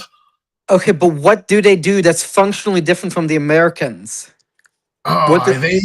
They just have more authority over their markets. They don't have any oversight from any different. They're a literal branch of government. So the lack of oversight in America, Ron Paul tried to audit the Fed and guess what he found? Tons of abuse, tons of corruption, tons of unsupervised. That doesn't have anything to do with my point. You're saying no, it does, because you're saying that they have more authority because they're not controlled by the executive branch. Our central bank is not controlled. Our executive branch is barely compared. To audit our Federal Reserve is you conceding that our government has more control over our Federal Reserve than Taiwan has over theirs, which is a separate branch. Barely. But then you said they have. This all started because you said they have a much freer economy, and now you're like, oh yeah, their central bank's just a little bit better. In one sense, in the financial sector, they have a little, slightly less, more corrupt Federal Reserve. You didn't even know it existed until I told you. You just made it What up. about all the non-financial sectors? They have fewer regulations than America has, for example. Fewer regulations, as in like what? Okay, they have fewer food regulations. Fewer food regulations. Because since you just keep making shit up, I gotta look it up. Does Taiwan have fewer regulations than the U.S.? I mean, again, fewer doesn't necessarily mean less strict. Also, like you're just saying the number is smaller, so suddenly they're less authoritative. What if they're like, hey, you disobey us and we kill you? That's our only one rule. And you can have 10 million rules that don't say that don't kill you. You disobey us, we kill you. Would the number of regulations matter then, Kirk? You can make shit up all you want because you have no proof. I'm asking you a question. You're making I'm not gonna. I know you're not going to engage in any counter arguments. You're just going to say your point and move on and hope for the best. I care about evidence. I don't care about arguments. I care about evidence. But you care about evidence, but you didn't know the economy you were citing had a central bank until I told you about a minute ago. You make shit up. Okay. What does the AI that you just ChatGPT say about how does it have fewer regulations? I'm willing to move on this one. After watching you make up three different things, I think we're all good on this subject as well. So you concede that. Okay. So what else I think I'm ready to move on here because you don't have any. You're making the claim and then you're telling me I have to go look it up and defend it. I know it.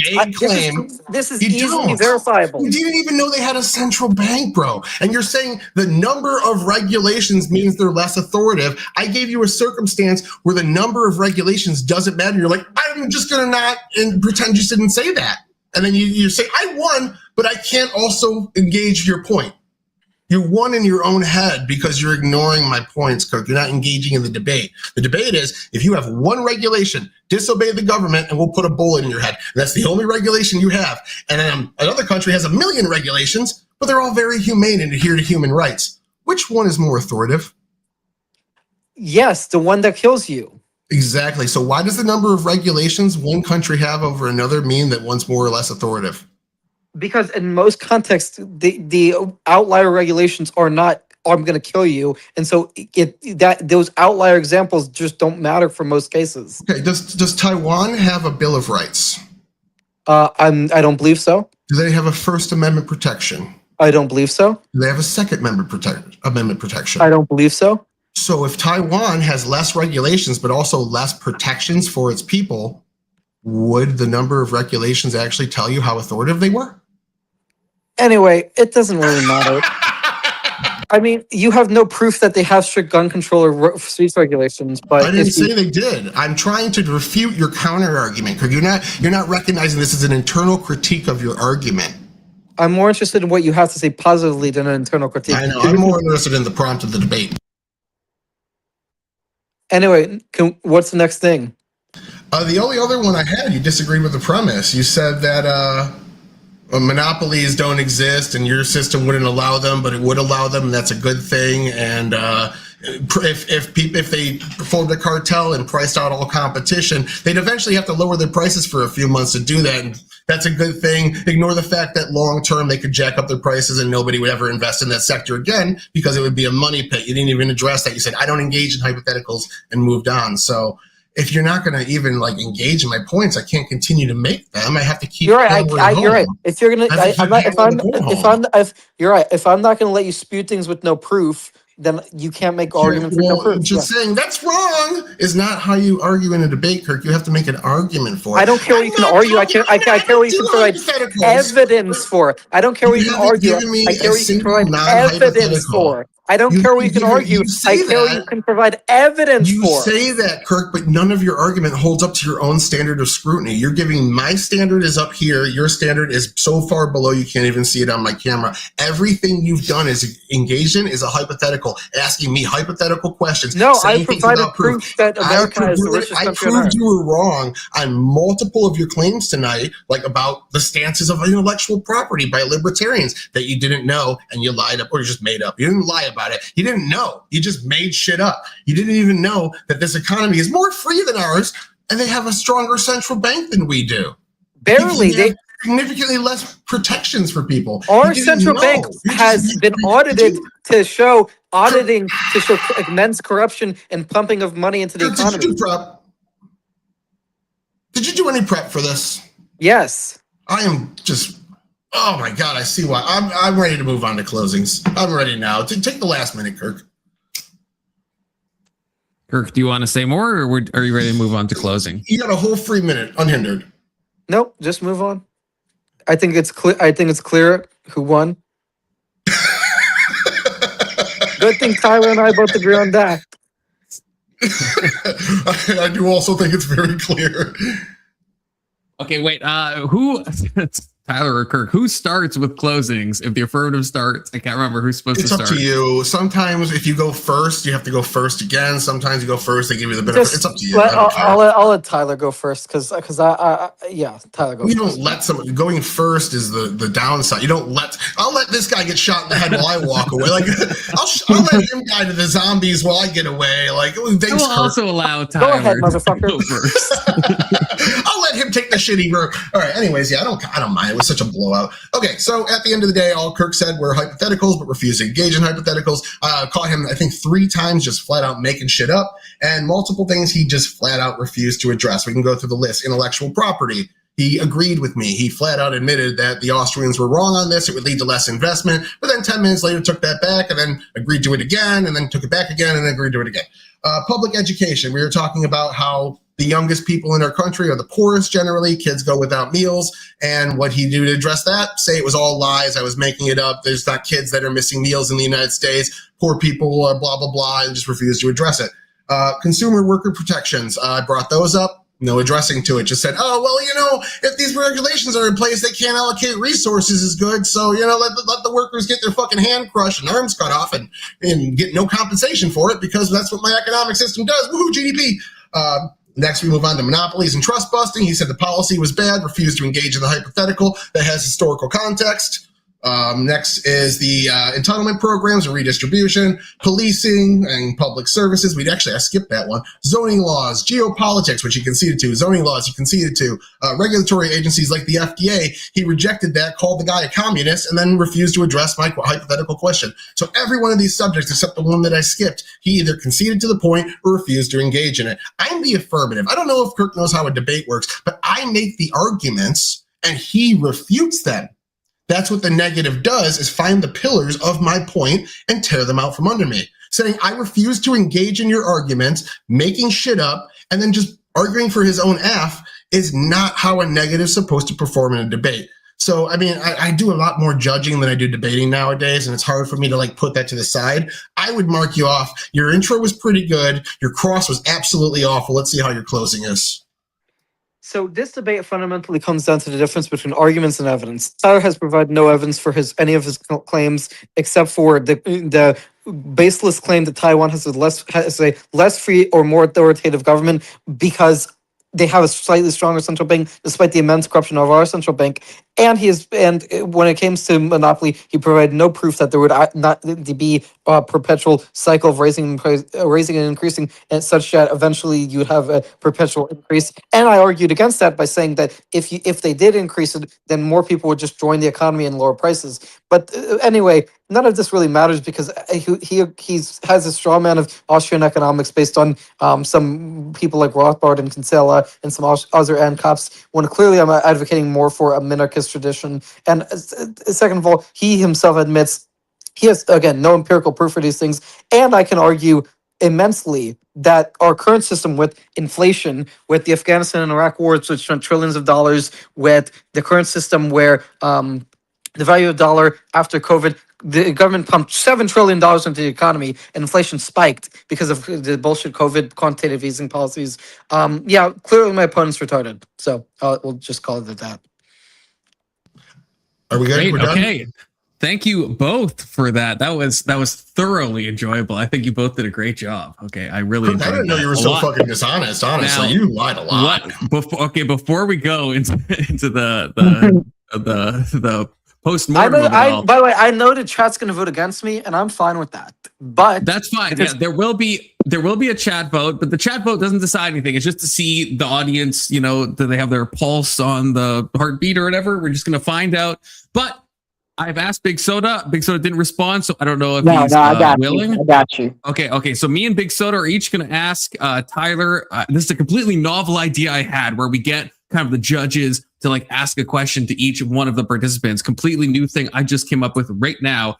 And also get your super chats in, because those will be next if you have any questions. I think we only have one so far, and then we'll open the panel after that. So what did I say we're going to start with? Oh yeah, the poll is going, so you can vote in the poll. But in the meantime, and I will go first because I'm not as quick on my feet as Big Soda. So if he steals my questions, I'll be fucked. So I will ask a question to both Tyler and Cool Kid Kirk, please. And then Big Soda will do the same. So Cool Kid Kirk, I'll start with you. This is something maybe you said, but I want to hear again because I thought this was maybe one of Tyler's stronger points. What is your strongest point against the regulations of the food industry? I think Tyler brought up a lot of good examples of where that would be bad. And that's something that for me personally, I think that if we remove that, yeah, we would just see like toxins poured into our food. What's your strongest argument on why the government shouldn't regulate the food industry? The strongest argument I would have is when you have artificial limits on supply, like for example, you like artificial regulations that you have to bypass these tests and these tests and these tests from the government that the FDA has. You have increased costs by definition. Okay. And Tyler, what's your strongest steel man that what Kirk said is true? So I'm going to ask you to embrace in a hypothetical that when Kirk was saying that because we have more resources now, we could have less of a welfare state. We could have more reliance on private charities. We could have less government oversights. I understand that your response was that, well, it's never been tried and you did the whole communist thing. But let's say, like, is there a steel man that what Kirk's saying is actually true and we could actually do this now and we couldn't have in the past? Yeah, to some degree, there is a diminishing return on it, but the lower the regulation, generally the lower the barrier to entry, the higher you see people getting into that particular sector. I just think that once you lower certain necessary regulations or whatnot to a certain point, then that all falls out the window because you allow for unfair competition. But he's saying that unfair competition wouldn't take place because the markets would somehow see it and correct for it. If it might take sometimes a couple decades, but it would eventually correct itself. We would see all this even out. The insurance markets would stabilize everything. When we saw bad actors, eventually their insurance costs would go up, and then them paying that insurance would result in them having better practices because they're worried about the downsides of blah, blah, blah, and making less money. So money would basically, it's just a system. It's a system based on making more money, and it would do just that for the people that succeeded. Great. Thank you. Big Soda. Question to either or to both of them, but in any order you choose. All right, Kirk, I'll start with you.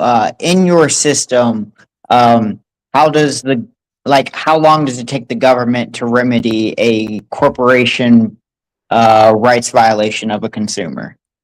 Immediately. So as soon as you notice a rights violation, either through the form of like for example, poisoning a food supply, as soon as you notice that, you need to sue. Now, of course, the court process in practice is going to take some time, but when we see these things empirically, that as soon as these things get caught, there's very strict crackdowns on these things. Okay. Can I have a follow up to that?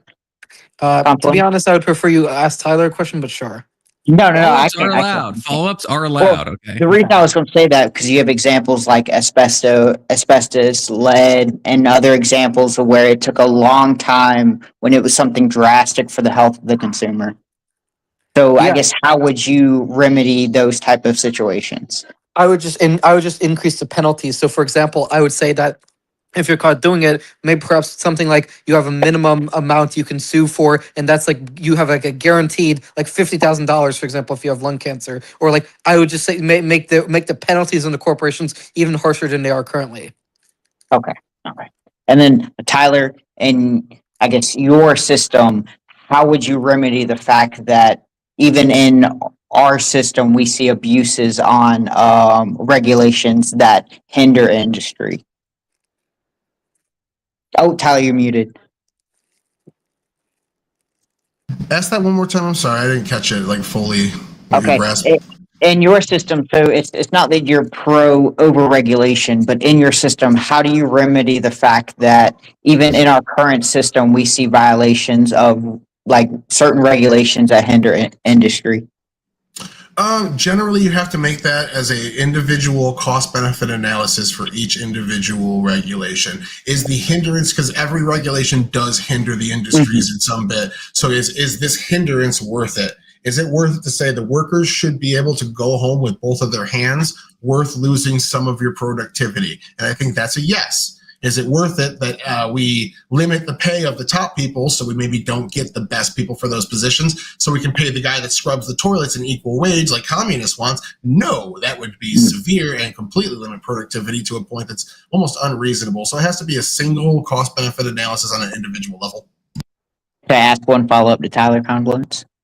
Absolutely. Threatening a good time.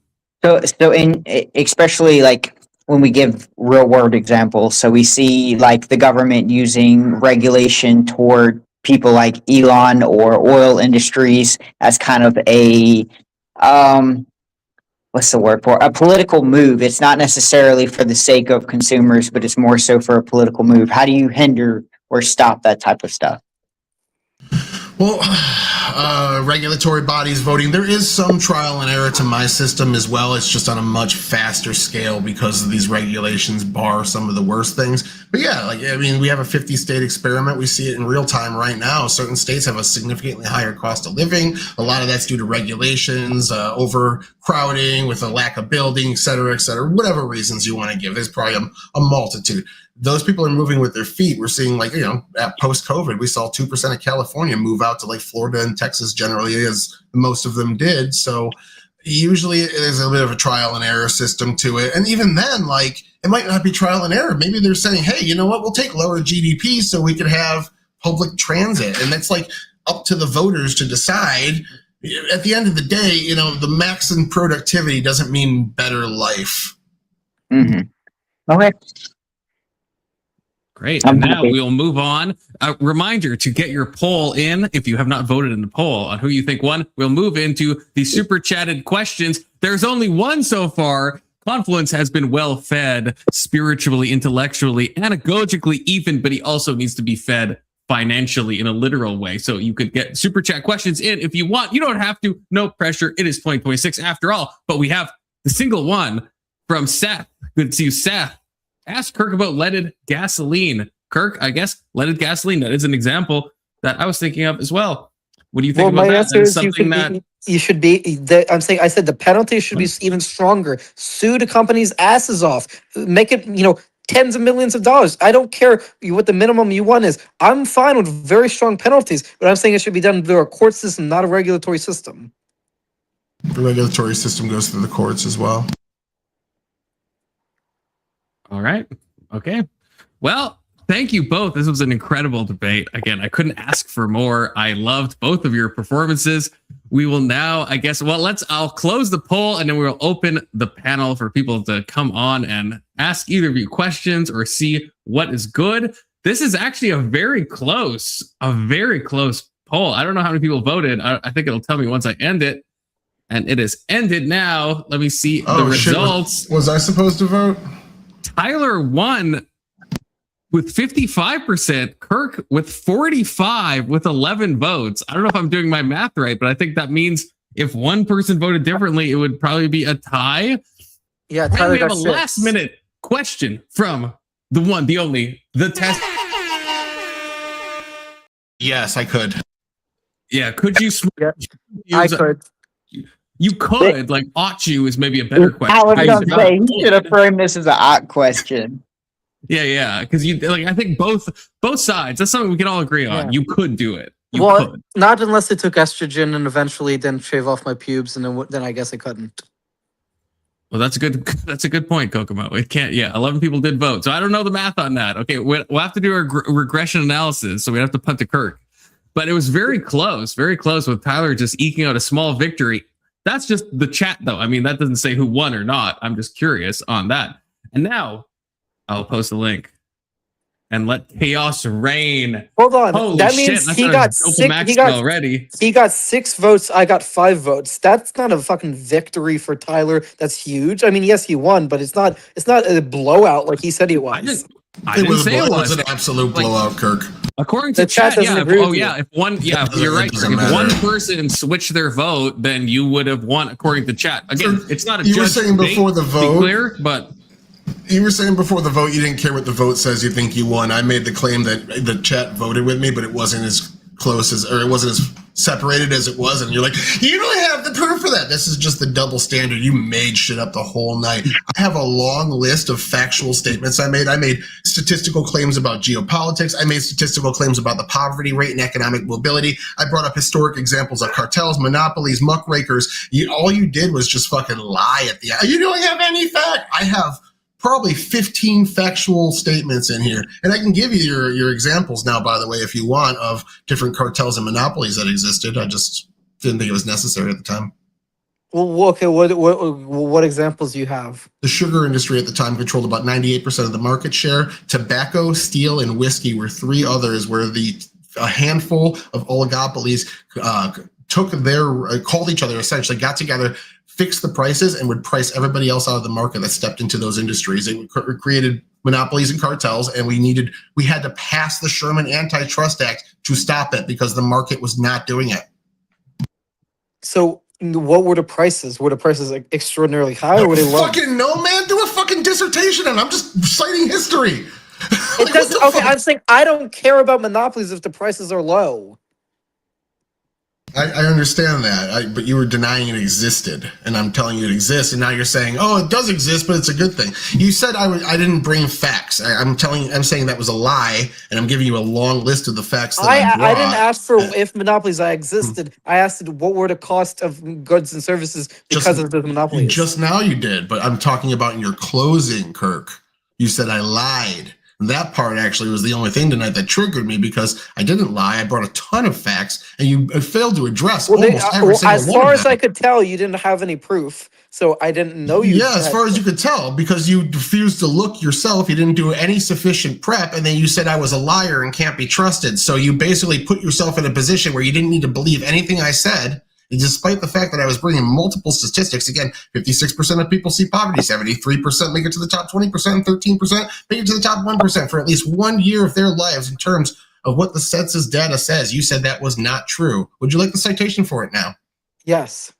Yeah, let me go get the AI Oh, study. hold on. I did not say that was not true. I said you had proof of it. You did say that was not true. You said, I have no reason to believe you, and if you can't Right, give me that having study no right reason now, to believe is not the same as saying so now I'm going to true. prove that I had data and statistics, and you dodged my arguments by giving you that study. Is that all right? You can provide a study, but having no reason to believe something because you have no proof of it is not the same as it being false. You wanted to stop and read my citations during the debate, right? Yes, I did. You got completely clapped then. I Kirk, didn't get completely the happy. antitrust act stuff wasn't done about the consumer prices, even though that was a concern for the way they were taking advantage of the consumer. It was mostly about the way they were acting towards competition. In particular, with Roosevelt, it was Standard Oil, right? Standard Oil got caught with his competition's paperwork. He knew how much each local business was able to afford in losses before they were put out of business. So he was able to strategically route resources along with working with the train companies under the table to get better deals to ship his stuff compared to his competitors in that area. And so all this is unfair business practices.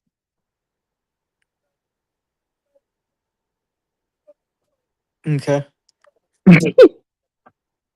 Okay.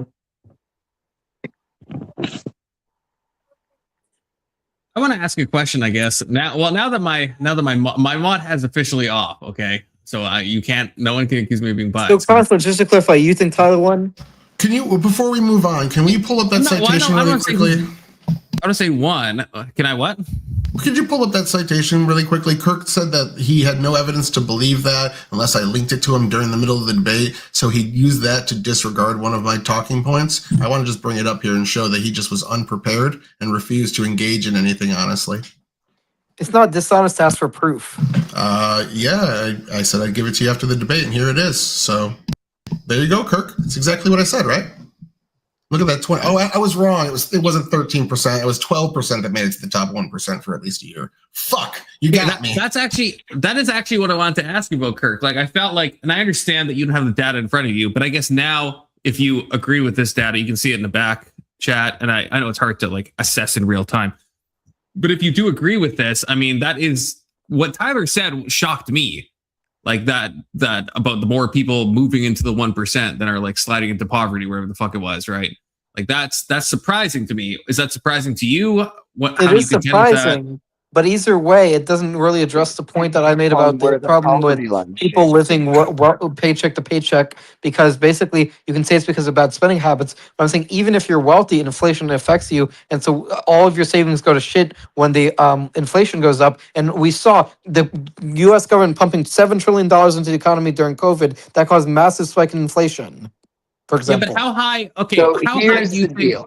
How high does inflation have to be? Like, if you're a wealthy person and you're like investing slightly wisely, how do you think your savings are going to be like cocked? Like, I'm honestly curious about that. Like, what's your argument for that? Like, minimum for the standard high, living, but inflation right? is not like inflation's not like 12% or something, right? Like, inflation is like, I don't know, yeah, it goes up to like 4 or 5% or whatever the fuck, 6 maybe, I don't know, 6, 7. Who knows? But like, it's not like there's no one who has a lot of wealth who's like just getting fucked because of inflation, because they're like what they're investing in is just like not competing with inflation. I don't know if I buy that. Like, to me, the argument that people have a spending problem is way more compelling, and we see that in real life all the time.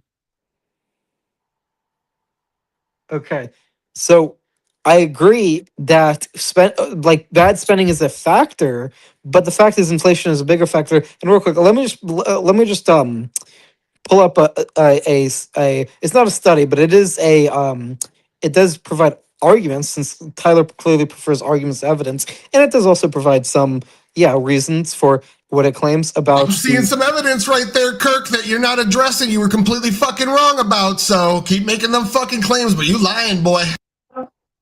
So Tyler, can you pull up what I just posted in the chat? Yes. Okay, so what specific point, I guess? So if you scroll down to the quote, when you scroll down, do you see the first quote that they say, the potential solemnity? You see that? Yeah. So basically, you want me to read it, or? I mean, you can read. Yeah, sure, if you want. I can read if you prefer. Well, sure. Go on. Okay. The pretentious solemnity which statisticians and statistical bureaus display in computing indexes of purchasing power and cost of living is out of place. These index numbers are at best rather crude and inaccurate illustrations of changes which have occurred. In practical life, nobody lets himself be fooled by index numbers. Nobody agrees with the function that they are to be considered as measurements where quantities are measured. All further doubts and disagreements concerning their dimensions cease. These questions are settled. Nobody ventures to argue with the meteorologists about their measurements of temperature, humidity, atmospheric pressure, and other meteorological data. But on the other hand, nobody acquiesces in an index number if he does not expect a personal advantage from its acknowledgement by public opinion. The establishment of index numbers does not settle disputes. It merely shifts from them into a field in which the dash of antagonistic opinions and interests is irreconcilable. In the praxeological orbit, the concept of measurement does not make any sense. In the imaginary and, of course, unrealizable state of rigidity and stability, there are no changes to be measured. In the actual world of permanent change, there are no fixed points, objects, qualities, or relations with regards to which changes could be measured. And the Misesian point here is that when you're talking about things like the measurement of inflation, the problem with the sort of Keynesian tradition that Tyler represents is that it assumes a certain level of predictability that are just impossible in markets because it's such a multivariable system, which is why I mentioned his inaptitude for math. He doesn't understand that when you have an open system which is unbounded, that measurements are impossible. So just pointing out, that guy is an opinion journalist. He does not have a degree in economics, and most economists disagree with him. Doesn't matter. Well, no, that's not ad hom. It's appeal to authority, actually. No, it's not It's not an ad hom. It's not an insult to not be an economist. I'm not insulting him. You I'm are saying insulting him. You're saying he's not. No, I'm saying he's a journalist, an opinion journalist. It's literally what he qualifies himself on as the website, Kirk. There's no ad hom there. There's no insult. You're Kirk, retarded. do you not know the difference between opinion and investigation? Yeah, he's making an opinion claims, and an actual The expert of economist Austrian disagree. economics himself has arrived. Oh, Give it no, up for the Scott's one. here? No, you wish. Oh, The one, the God. only. It's Anson. How's it going, Anson? It's going good, man. There's no complaints. I've been reading my vampire manga, and I've been hanging around, trying to pick up some 19-year-olds, just living the good life. Based, red pilled. Okay.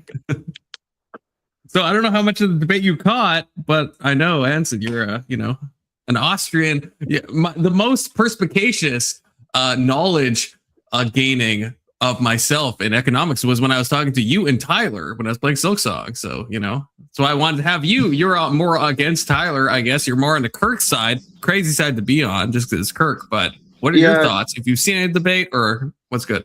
Yeah, I don't know.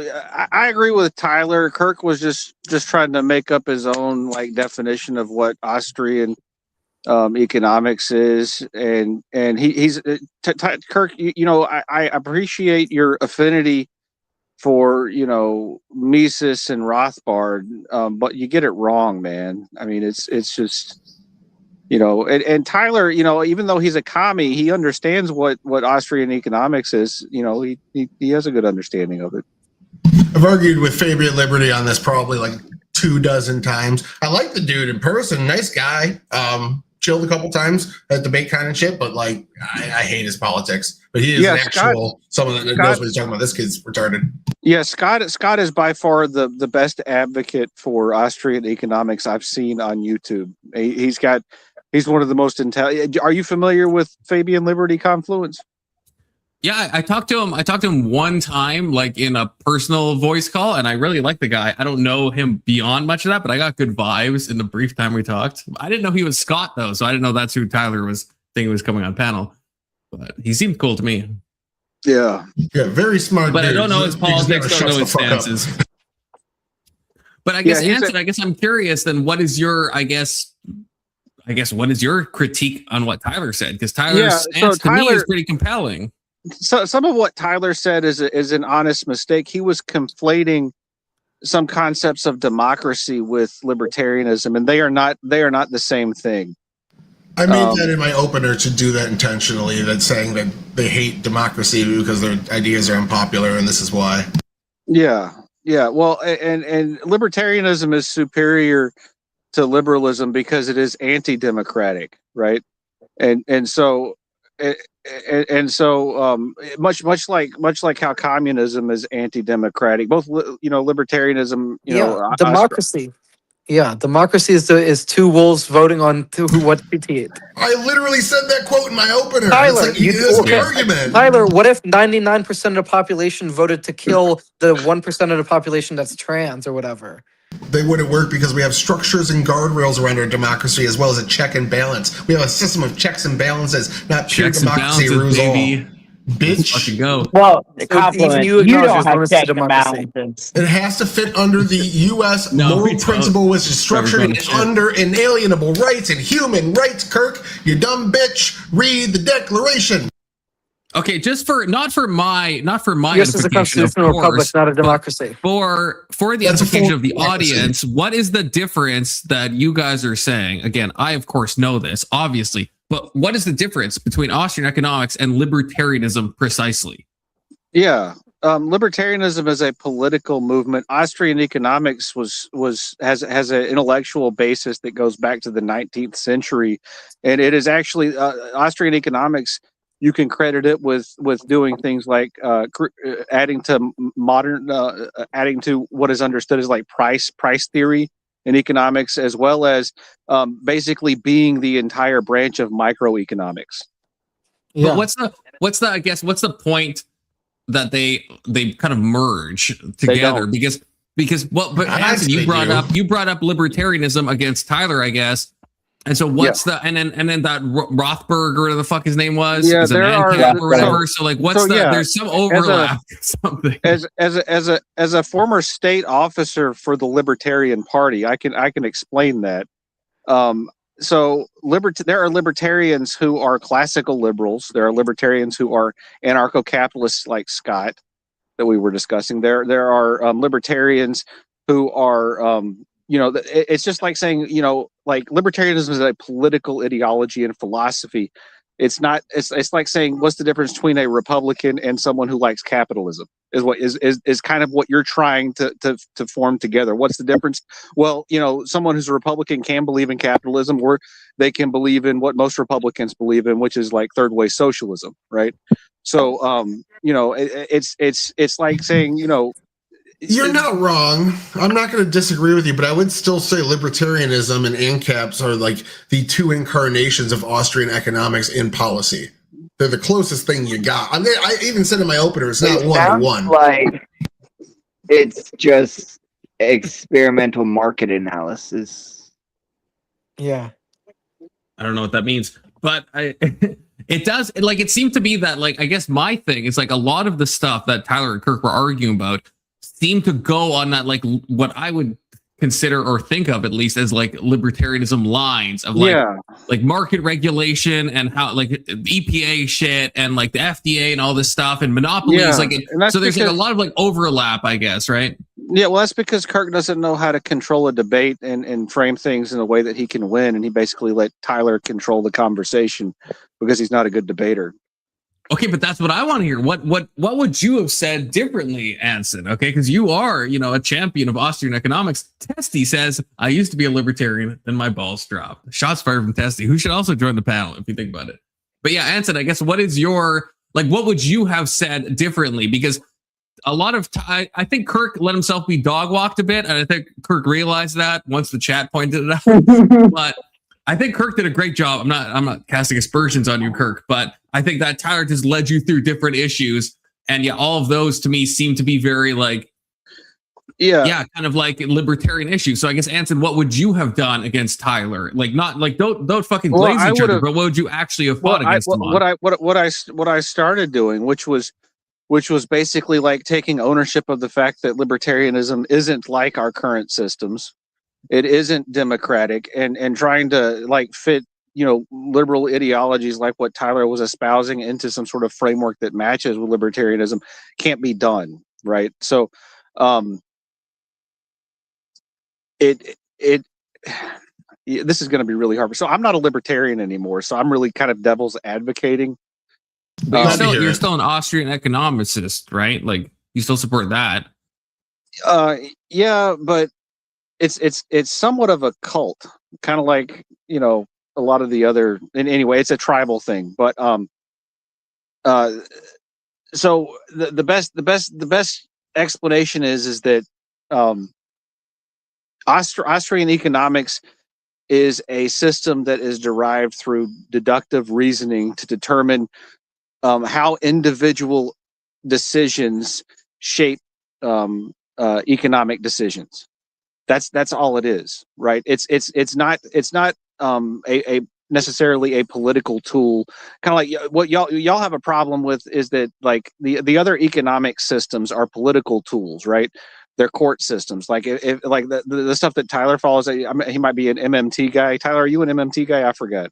More, I'd say Chicago 40%, neo-Keynesianism 30%, MMT 30%. Okay, yeah. So those systems are derived by trying to find ways to create excuses for the state to take power away from individuals, right? So they're not really economic systems. They're more created to provide cover for the actions of politicians. I view Austrian economics as a system that's more concerned with actually trying to figure out the philosophy, the root philosophy of what economics is it's not a science, but it's a philosophy system. See, and that's how Anson, that's how you explained it to me. Okay, so that was my understanding. That's how you explained it to me. But then I guess why, or do you disagree with like all of the stuff that's been talked about like government oversight? Like why, if it's deductively determined and all this stuff, like how does that, what's the way that connects to like saying that there should be no EPA or that the FDA shouldn't regulate the food supply? Like why does it come down to the government control? Because I get what you're saying now, and that's what you said before, but how does that connect to then like this kind of like, I guess, libertarian lens of like, we can't have any like government oversight on any of these issues? That's what I'm like confused about. Yeah, and I can't really help you see the light if you can't see it. Like it's one of those things where it's kind of like, you know, believing in God. Either you have the faith or you don't. You know. But I'm asking, like, well, that's fair, but I'm saying, are those just like two things that if you believe in both of them, they will like coalesce, or does one naturally coalesce into the other one? Yeah, that's like if there is, then I guess walk me through that. Like, how do you get from Austrian economics, that the deductive part about reasoning through economic systems, how do you get to there should be no like EPA? It's how is value created? The answer to that question is how you determine that government involvement in our lives is generally more destructive than it is positive, right? So on an individual level, you work and you have ownership of the things that you work for, and they are a expression of your own individual dignity, your own individual self-worth, the things that your mind has come together with your body to create. And so asserting that other people can come through and basically use collective will or coercion or force on you to take things from you just because there's some sort of illusion that it will create a better world if they force you to give up the things that your mind created, it's morally repugnant. You know, we should do this debate, and so I think it would be much more fun. You know, there should be a debate. Okay, before we bring Avery in, I just want to ask a clarifying question to Anson, because I don't want to be reductionistic, but it sounds like you're saying there's like a third factor, I guess. Like it sounds like you're not saying if you're an Austrian if you believe in Austrian economics, you're not like going to naturally be against government intervention. You're just saying there's some like foundational framework that might arrive at both conclusions. Am I correct in that? Or is there something that if you believe in Austrian economics, you would necessarily be like, yeah, we shouldn't have regulation on food products? Austrian economics is just a system for understanding what's happening. It's not a system for making claims of what ought happen, right? So it's just like analyzing what are the unseen consequences of actions. Right, but that's what I'm not. So why was this debate so much about government control and intervention and foreign policy and like all that? Yeah, because that's a good way to pull on people's emotions, right? The debate wasn't going to be Kirk going through human action and explaining Mises's reasons for why individual, autonomy is the best way to, create wealth, right? Because in order for Kirk to do that, he'd basically have to sit down and like give you like a 5-hour lecture and basically let Tyler sit there and say nothing. And in a debate, it's not really possible. And plus, if you talk about things that people emotionally care about, like, some sort of government program that they have some sort of connection to because they're getting something from it, like maybe in Canada, you get to steal other people's money so you can have healthcare confluence. Oh, we do. We do. Yeah. That's right. So because you're a fan of theft, it's just a moral problem on your end. I just live here. Okay. The thing about Fabian Liberty is when you talk to him about these things, like, and we were debating for a lot of it, like I call it Austrian school, because he would not only tell me his ANCAP positions, but he'd also say this is what the classic libertarian generally thinks as well. So I was getting both views. I'd see where ANCAPs and libertarians line up, and we went subject to subject to subject, man, like every major political subject. He's really good at that. Yeah. He's brilliant. I'm a fan of Austrian economics. I've read probably like 30 different, books on Austrian economics. But I am not Scott, and I can't advocate for it as well as he does. But okay, I gotta get him on the panel apparently, because I mean, I get what you're saying, and I guess I agree because this debate, the debate was riveting. I think in large part because Tyler was moving it into boots on the ground, like stuff that I can understand. Because a lot of times when people talk about economics, I kind of phase out. I think Tyler, to his credit, did an amazing job of like bringing up things that I can understand. Yeah, I think is appeals to helpful. Emotion. Yeah, he's good at appealing to emotion. No, it wasn't all emotion. Not emotion, but just like stuff that like I know about. Like, okay, like we're tapping this into monopolies. I know what a monopoly is. I know what the EPA is. Okay, I know what it's like to have asbestos in your ceiling. Like there's a lot of like boots on the ground stuff that I was like, okay, I can resonate. Yeah. And Kirk went with it, and I appreciated that aspect. Did Kirk argue that monopolies are created by the government? No, he didn't. He at least didn't argue that stupid shit. That's what I would do. Oh, I would have blown that out, dude. He didn't make that argument. I don't know. Kirk can talk, but I don't know. He might have, because he was saying that he wouldn't engage in a hypothetical about there being two monopoly like Uber banks. And he said that wouldn't happen. And so that's kind of a tacit. I don't know if I'm like trying to steelman Kirk or not. Kirk, you can speak up, I guess. But yeah, I'm not saying that monopolies would form at all, but I don't think they would form in the banking industry specifically. But what he did say, if a monopoly did form, it'd be a good thing because prices would be lower. So yes, we have a monopoly. I've been delaying the super chat for too long, so I got to read this. I was a libertarian, and then I read a second book. Yeah, you read The Fountainhead, or you read Atlas Shrugged, and then you read another book, and then you're no longer a libertarian. Sorry, I delayed that super chat for so long. Also, delayed Avery for so long, Avery. But Avery, you gotta unblock me on Discord, Avery. Like for real, Ayn Rand wasn't a libertarian. Yeah, she was an objectivist. I know, but she's someone that every libertarian person reads, and then they're like, "Oh my god, I have the truth." I have the poster up for the event. Anthony, you're going most libertarians go to Karl Popper or Hayek for their philosophy. Look at that fucking ugly AI picture they have of me, dude. Oh yeah, you look fucking haggard as shit. Yeah, like what did they do to me? Look, it's Glenn. Yeah, it's Glenn. Who's the? I don't know. Why does Jake Varr look like fucking Milo Yiannopoulos? That's fucking crazy. Right. A little more gay. Hold on, I don't see Tyler here. Oh, based. We got a super chat from Alex, the one, the only.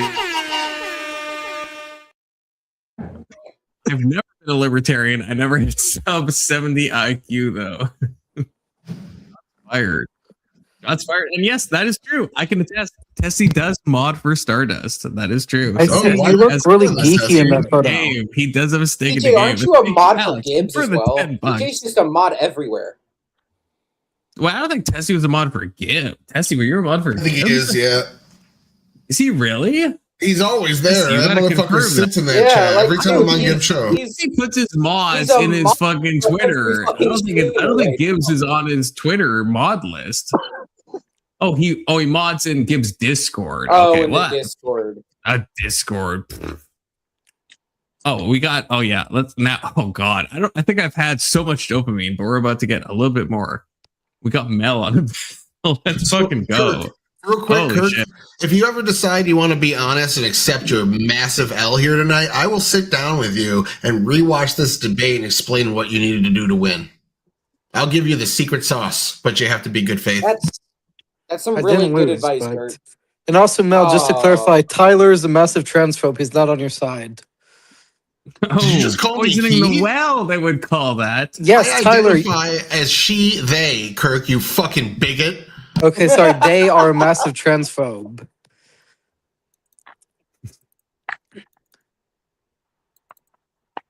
Mel, I think you're muted, by the way. I'm just waiting for someone to. Yeah, Mel, I think you're more mean, I don't accept Mel's identity. No, well. Oh, I don't accept Mel's identity, but I like Mel. I don't know if someone said something or Mel just. Oh, you want to be affirmed in your identity as a non-binary person, but you don't affirm Mel in her identity as a trans person? Yeah, I was kidding. I don't do that stuff. Mel is a good guy. He gets on the panels even though everyone dislikes him. Okay. I also give him do some believe in props. manners. Hey, So. Mel has some big Hey, balls. Alex. Hey, what's up? What's up, Alec? I do have I a question for Hey. Anson. gave Mel an 8-2 win, okay? Which is crazy, but I thought Mel did a very good job in horseradish debate. Shout out Mel, okay? What's your Anson, question, Avery? What is threesome socialism? I heard you mention that and said that that's what the Republican He Party said is. third wave. He didn't Third say wave. threesomes. Okay. No, I kind of explained what third wave I is don't a little fucking bit. know. I couldn't hear it. Oh shit! You don't know I what love third it. way is? I kind of tried to explain it in chat a little for you. I didn't even see that. Third way socialism is the kind that we're practicing now, where you have a market, but there's so much government regulation and so much control over the actual system that it's not a free market system. Because if you have pure socialism, you have the pricing problem because you can't derive prices without actual like free exchange between people. So Yeah. what the socialists determined is that they would just basically permanently leech off of a market system so they could have real prices but steal everybody's stuff and make them think that they're free. Isn't that what China is, though? Not us? No. He's what third way actually is like Bill Clinton. It's like fucking like centrism in practice between Democratic liberals from the 90s and Democratic conservative neocons and neoliberals. It's the neoliberal consensus. So basically, Donald Trump. Yeah, that's yeah. Let's say that sounds actually right.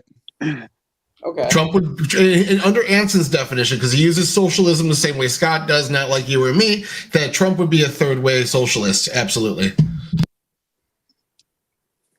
I fucking knew it. Yeah, that's why he likes Israel so much. Well, I appreciate Keelan that. says Marx was wrong about the direction history was going in, and that's why there was an explosion of socialist communist ideas that deviate from orthodox Marxism around the time of his death to today. Here we go. That sounds right. You guys ever heard of socialism? Mine's different. That's something you would all agree on, I suppose. I want to get into the government stuff more, because that's the thing I felt. And again, Anson's maybe saying that that's like emotivism or something, but like that's the thing that I thought, and Kirk, I think you let Tyler maybe do this to you, but I thought the points that I was like, oh, Tyler's fucking cooking, was in all of these various issues, like even like the school of choice thing. I thought you got a little cucked on, and then you said it's fine if poor kids are fat, and then Tyler pointed out it's not fine and they're just like not being fed correctly, and you said that's like a boon of the system if poor kids are fat. There's like a lot of stuff that I was just like, that's fucking crazy. It was like the practical examples, and maybe you shouldn't have gone there, but Tyler led you there, and then I just felt like there wasn't like any good answers to any of the practical considerations. So if you're actually talking about Austrian libertarians, Austrian economics, like basically the founder of what most people consider to be Austrian economics today, Mises, he was a member of the Austrian elite. He had title, and he was a part of the monarchy system there. He wasn't the monarch, but he was a noble, and he was a big proponent of the parliament system added with the monarchy. So he wasn't for demolishing all of the government. That's a modern incarnation of libertarianism, not necessarily a reflection of Austrian economics. So can someone hold to Austrian economics and I guess be on Tyler's side in like all the boots on the ground examples? No, I don't think any of them. I don't think a No. single one of them. Why not? Why not? Because It's interesting. Go ahead, Alex.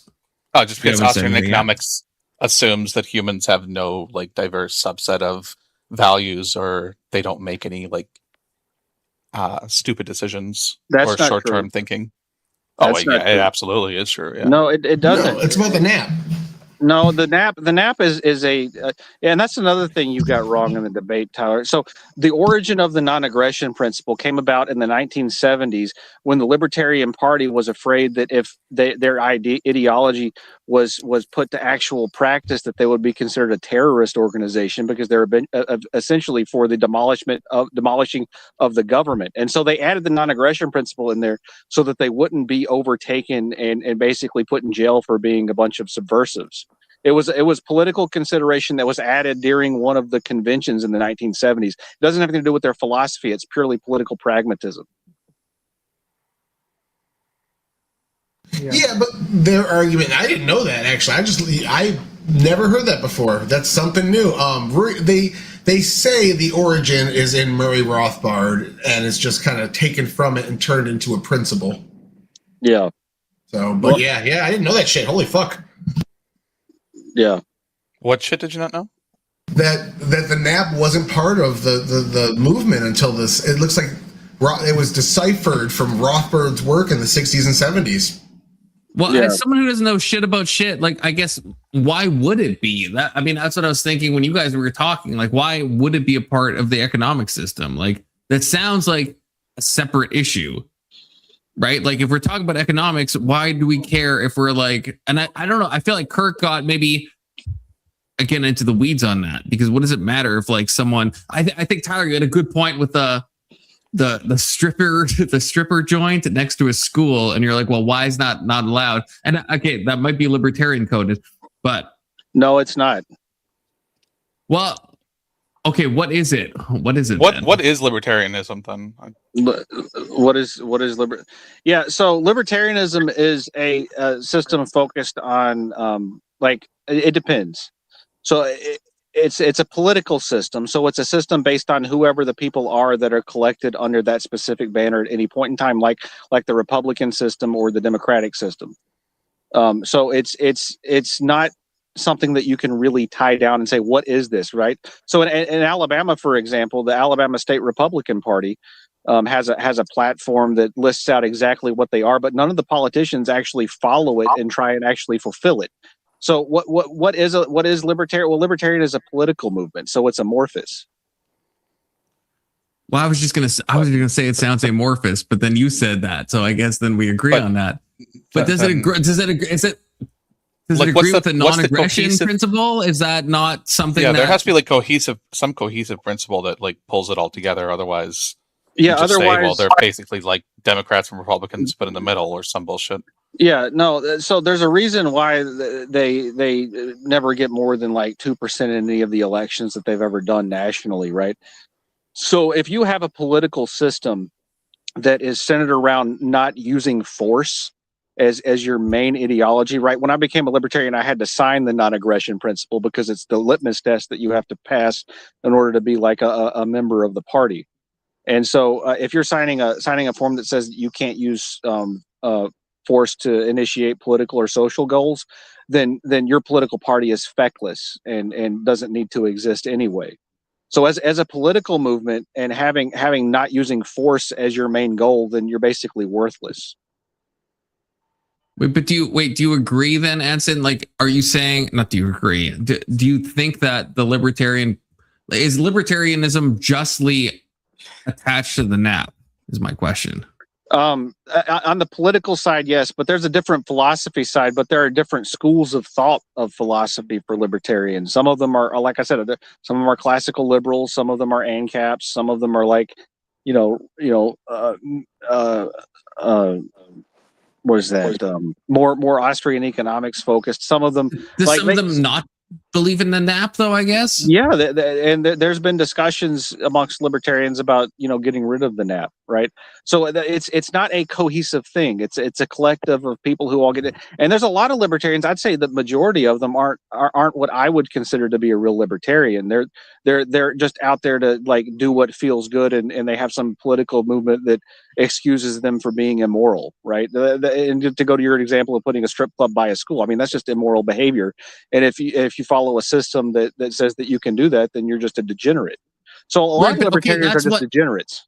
So this is what was brought up in the debate.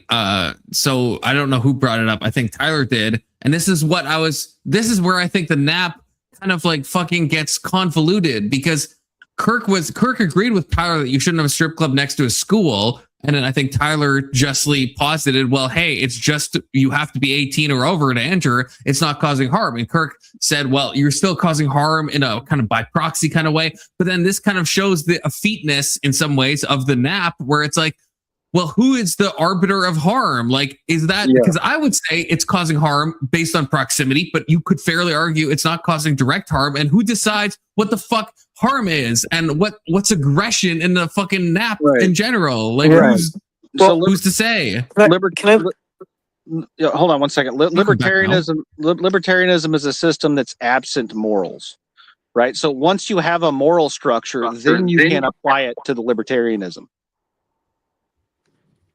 Yeah. Okay. Wait. So when Tyler and Kirk are arguing?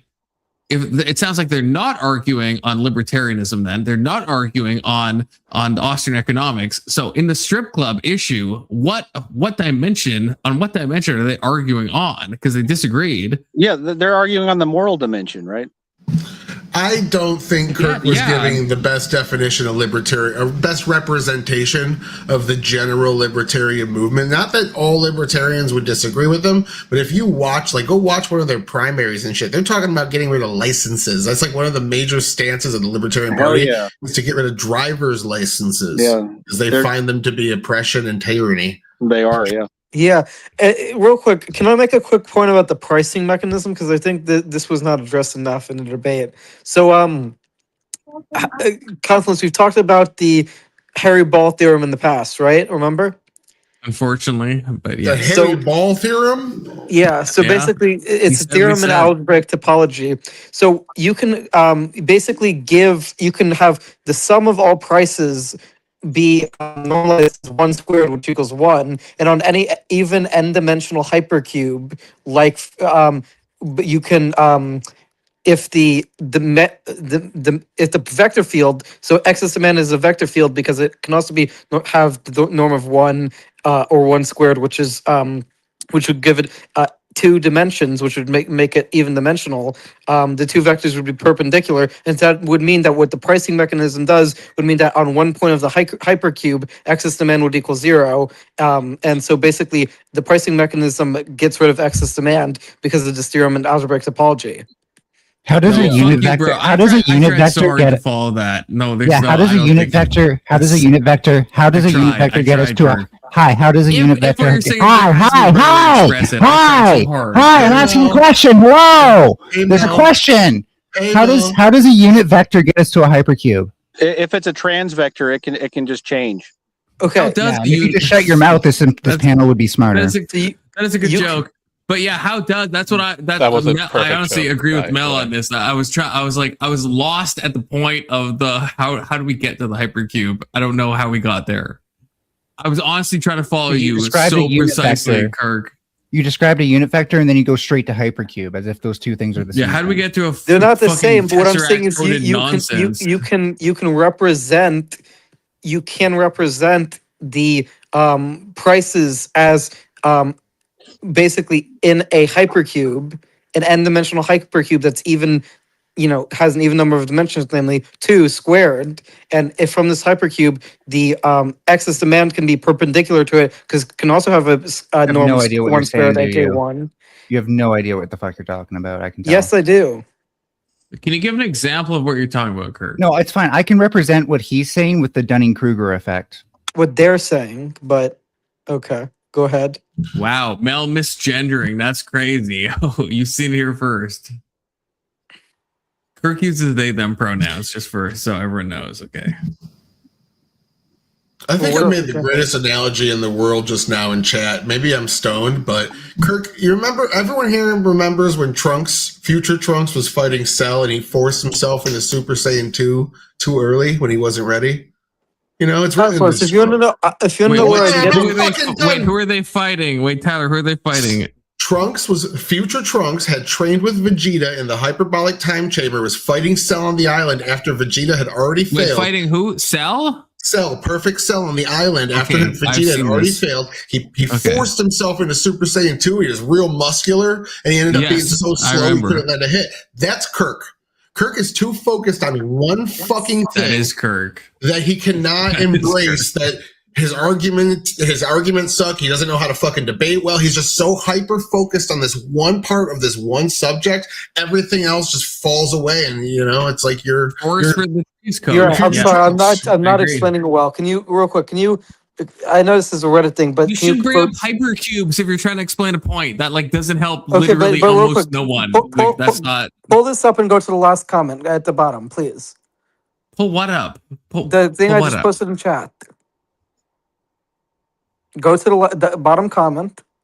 I gotta go in 1 minute. You want me to bring up a Reddit? Okay, we're in the weeds now. But go to the bottom comment. Reddit and go to the bottom comment. Holy shit. Okay, that's fine. That's a thing.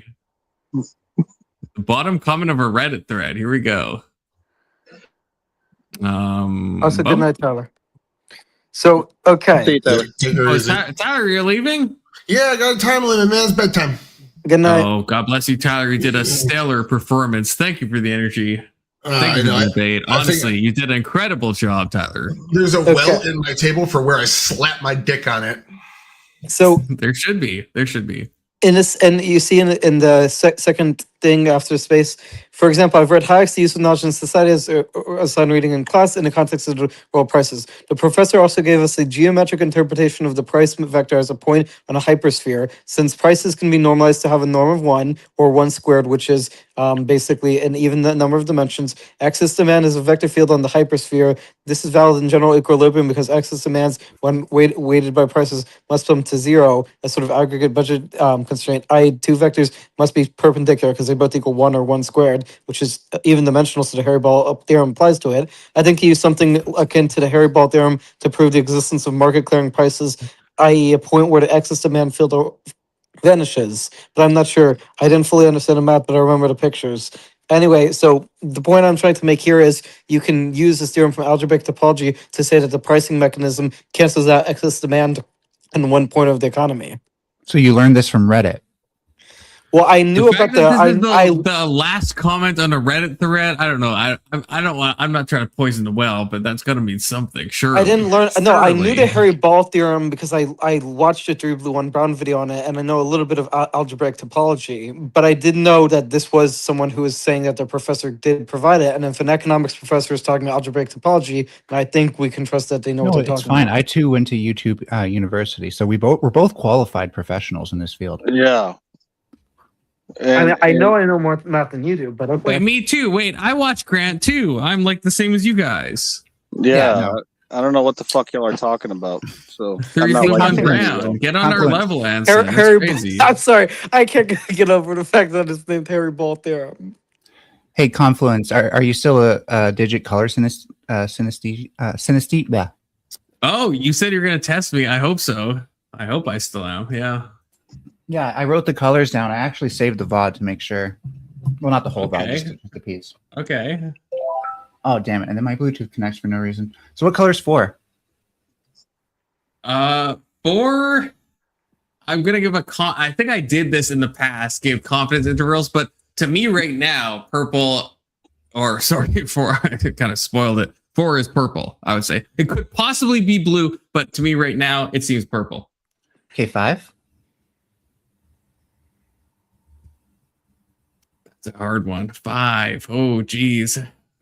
Okay, for those who don't know, Mel, we were talking about synesthesia, where you connect numbers. Well, I guess the digit synesthesia or whatever. We connect numbers to colors. 5 is definitely some either yellow, orange, or red. I don't know what I would have said, but it's something like that. Okay. 6. 6. We're back into the more. I don't know what I would have said then. It's blue or purple.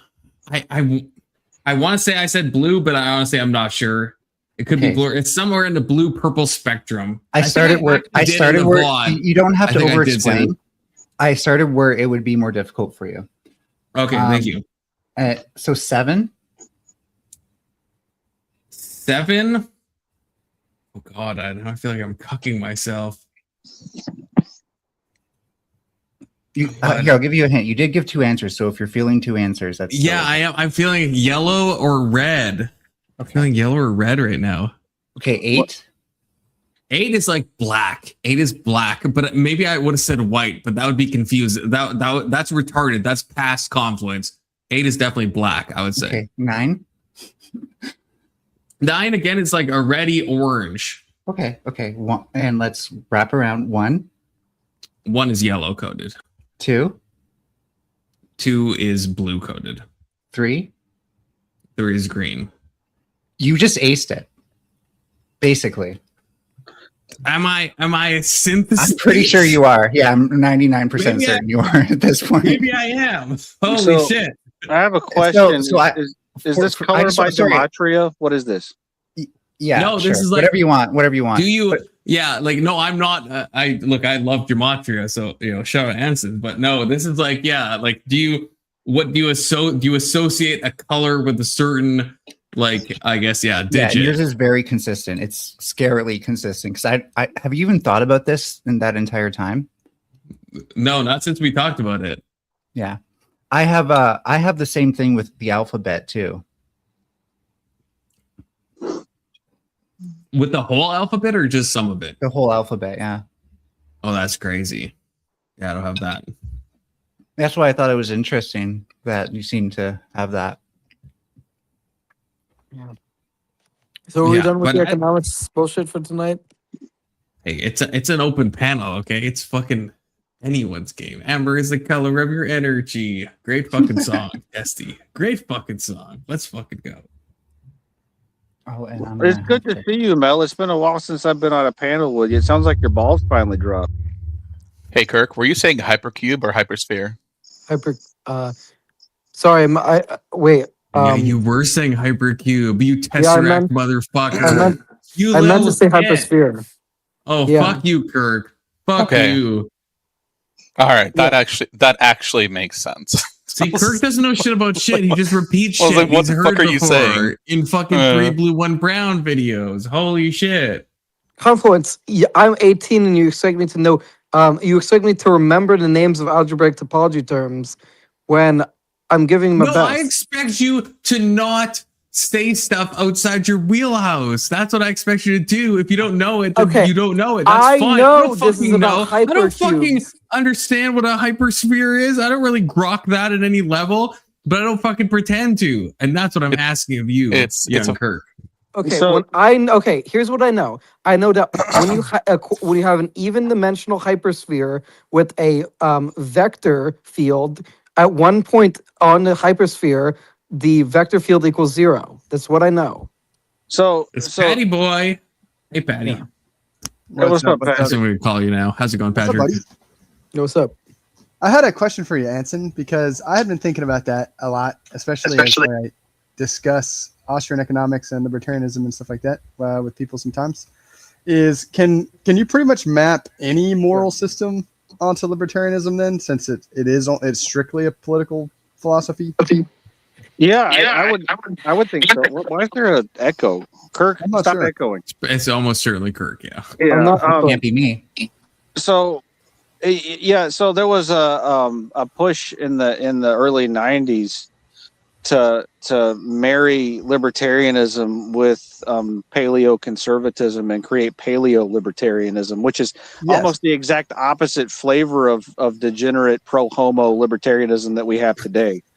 So you can pretty much map any kind of moral system on top of it, and that there are people that try and map on like monarchy systems onto libertarianism, and do it effectively, because it is a system devoid of a moral structure. It's just after you have your moral structure, you behave in a certain way within the libertarianism, where you don't aggress on other people. But like Confluence brought up, like, what is the definition of aggress, right? You can't get that without the moral system. And I think it's more coherent than what the libertarians and the Republicans have, because they just sort of make up shit based on what'll give them power. Well, and so I agree with that. And I mean, obviously, you know me, and I like the paleo-conservative, paleo-libertarian alliance that tried to be formed in the early 90s and stuff like that, or throughout the 90s, I guess, really.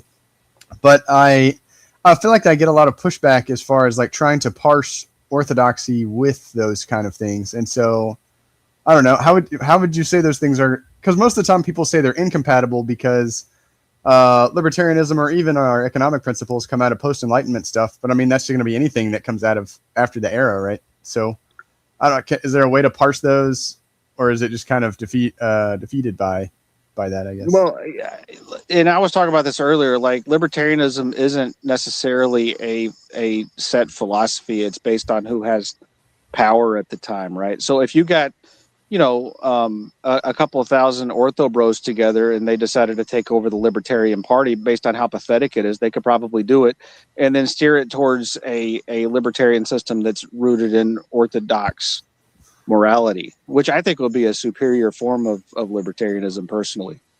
But like it's amorphous, just like the Republicans and the Libertarians are. It's just, they have that whole don't hurt people thing and don't take their stuff concept, and y'all would just define that differently.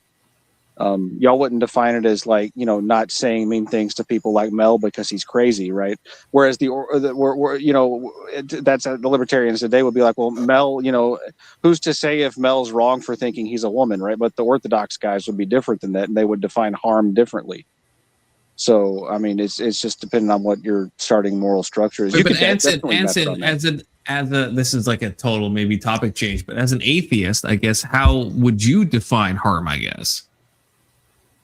Like why are you so confident in saying in using the what we would say is the incorrect pronouns for Mel, that you think Mel's harming somebody? Like what do you punt to, I guess, to define harm? Harm is the thing that is not aligned with the infinite logos. Okay, but the problem is I would agree with that. Yeah, like that. Okay, so me a Protestant, a dirty Protestant, and Patrick an Orthodox, and you would agree with that, Anson. But like, I guess say more, perhaps. Well, yeah, you deify the infinite logos, whereas I do not, and I don't have to say anything more because we basically believe the same thing. But then we believe in God. Like that's no. Then you're not an atheist. Then if you believe in the infinite logos, if we both believe in infinite logos, we believe in the same thing, Anson. Not that I want to defend Anson, but he's saying that one of you deifies the logos and one of you doesn't, right? And he's saying he doesn't. If you're calling it the infinite logos, it doesn't need deification. It's the infinite logos. It doesn't matter what I fucking do. You just think its nature is supernatural, whereas I think that the intangible aspects of the universe are just as natural as the material. I'm a fucking monist, like at least 75% of the time. Okay, like I don't disagree with that at all. I think the universe just comes from macro states. Just call that God. Maybe Anson. Now I'm getting like an ancient memory. Maybe we do agree more than at least I think we do. Because I wouldn't call you, if you believe in something that's an infinite logos, to me that's not atheism. And maybe we've retread this path. Yeah, most atheists get their belief structure from social contagion, like the trans people, so they don't really know what they believe. They just think they have to be opposite of what the Christians are. And so they don't actually sit down and think, well, how did the universe come into existence, right? And Mel was just like saying some weird bullshit that I don't know what the fuck he was talking about. That is actually true. Yeah. Do you think there's like a teleos to the universe? I guess, Anson. I guess that's the thing. And I think another ancient memory. I think we maybe we talked about this. I can't remember your answer. No, telos is a fine pronunciation. Don't try to cuck me on that, Patrick. That's a fine pronunciation. But yeah, is there some, because if you think there's a design and you're just saying you're not deifying it, then okay, I think we're talking about the exact same thing. But if you're saying it's just happenstance that we call a design and we will read our stuff into it, then I would say that's you deifying it. If you're just saying you're taking naturalistic stuff that happened probabilistically and at random, and we're reading some teleology into that, then I would say you're doing that, not me. I don't believe in randomness of the universe, but I don't necessarily think that you have to have a deity in order to have intelligent design. I think that our conception of what the universe is limited by our understanding of what intelligence is. Oh my god! So we have this. Do we have the same religion, Anson? That's a fucking terrible thing to realize, but we might have the same religion.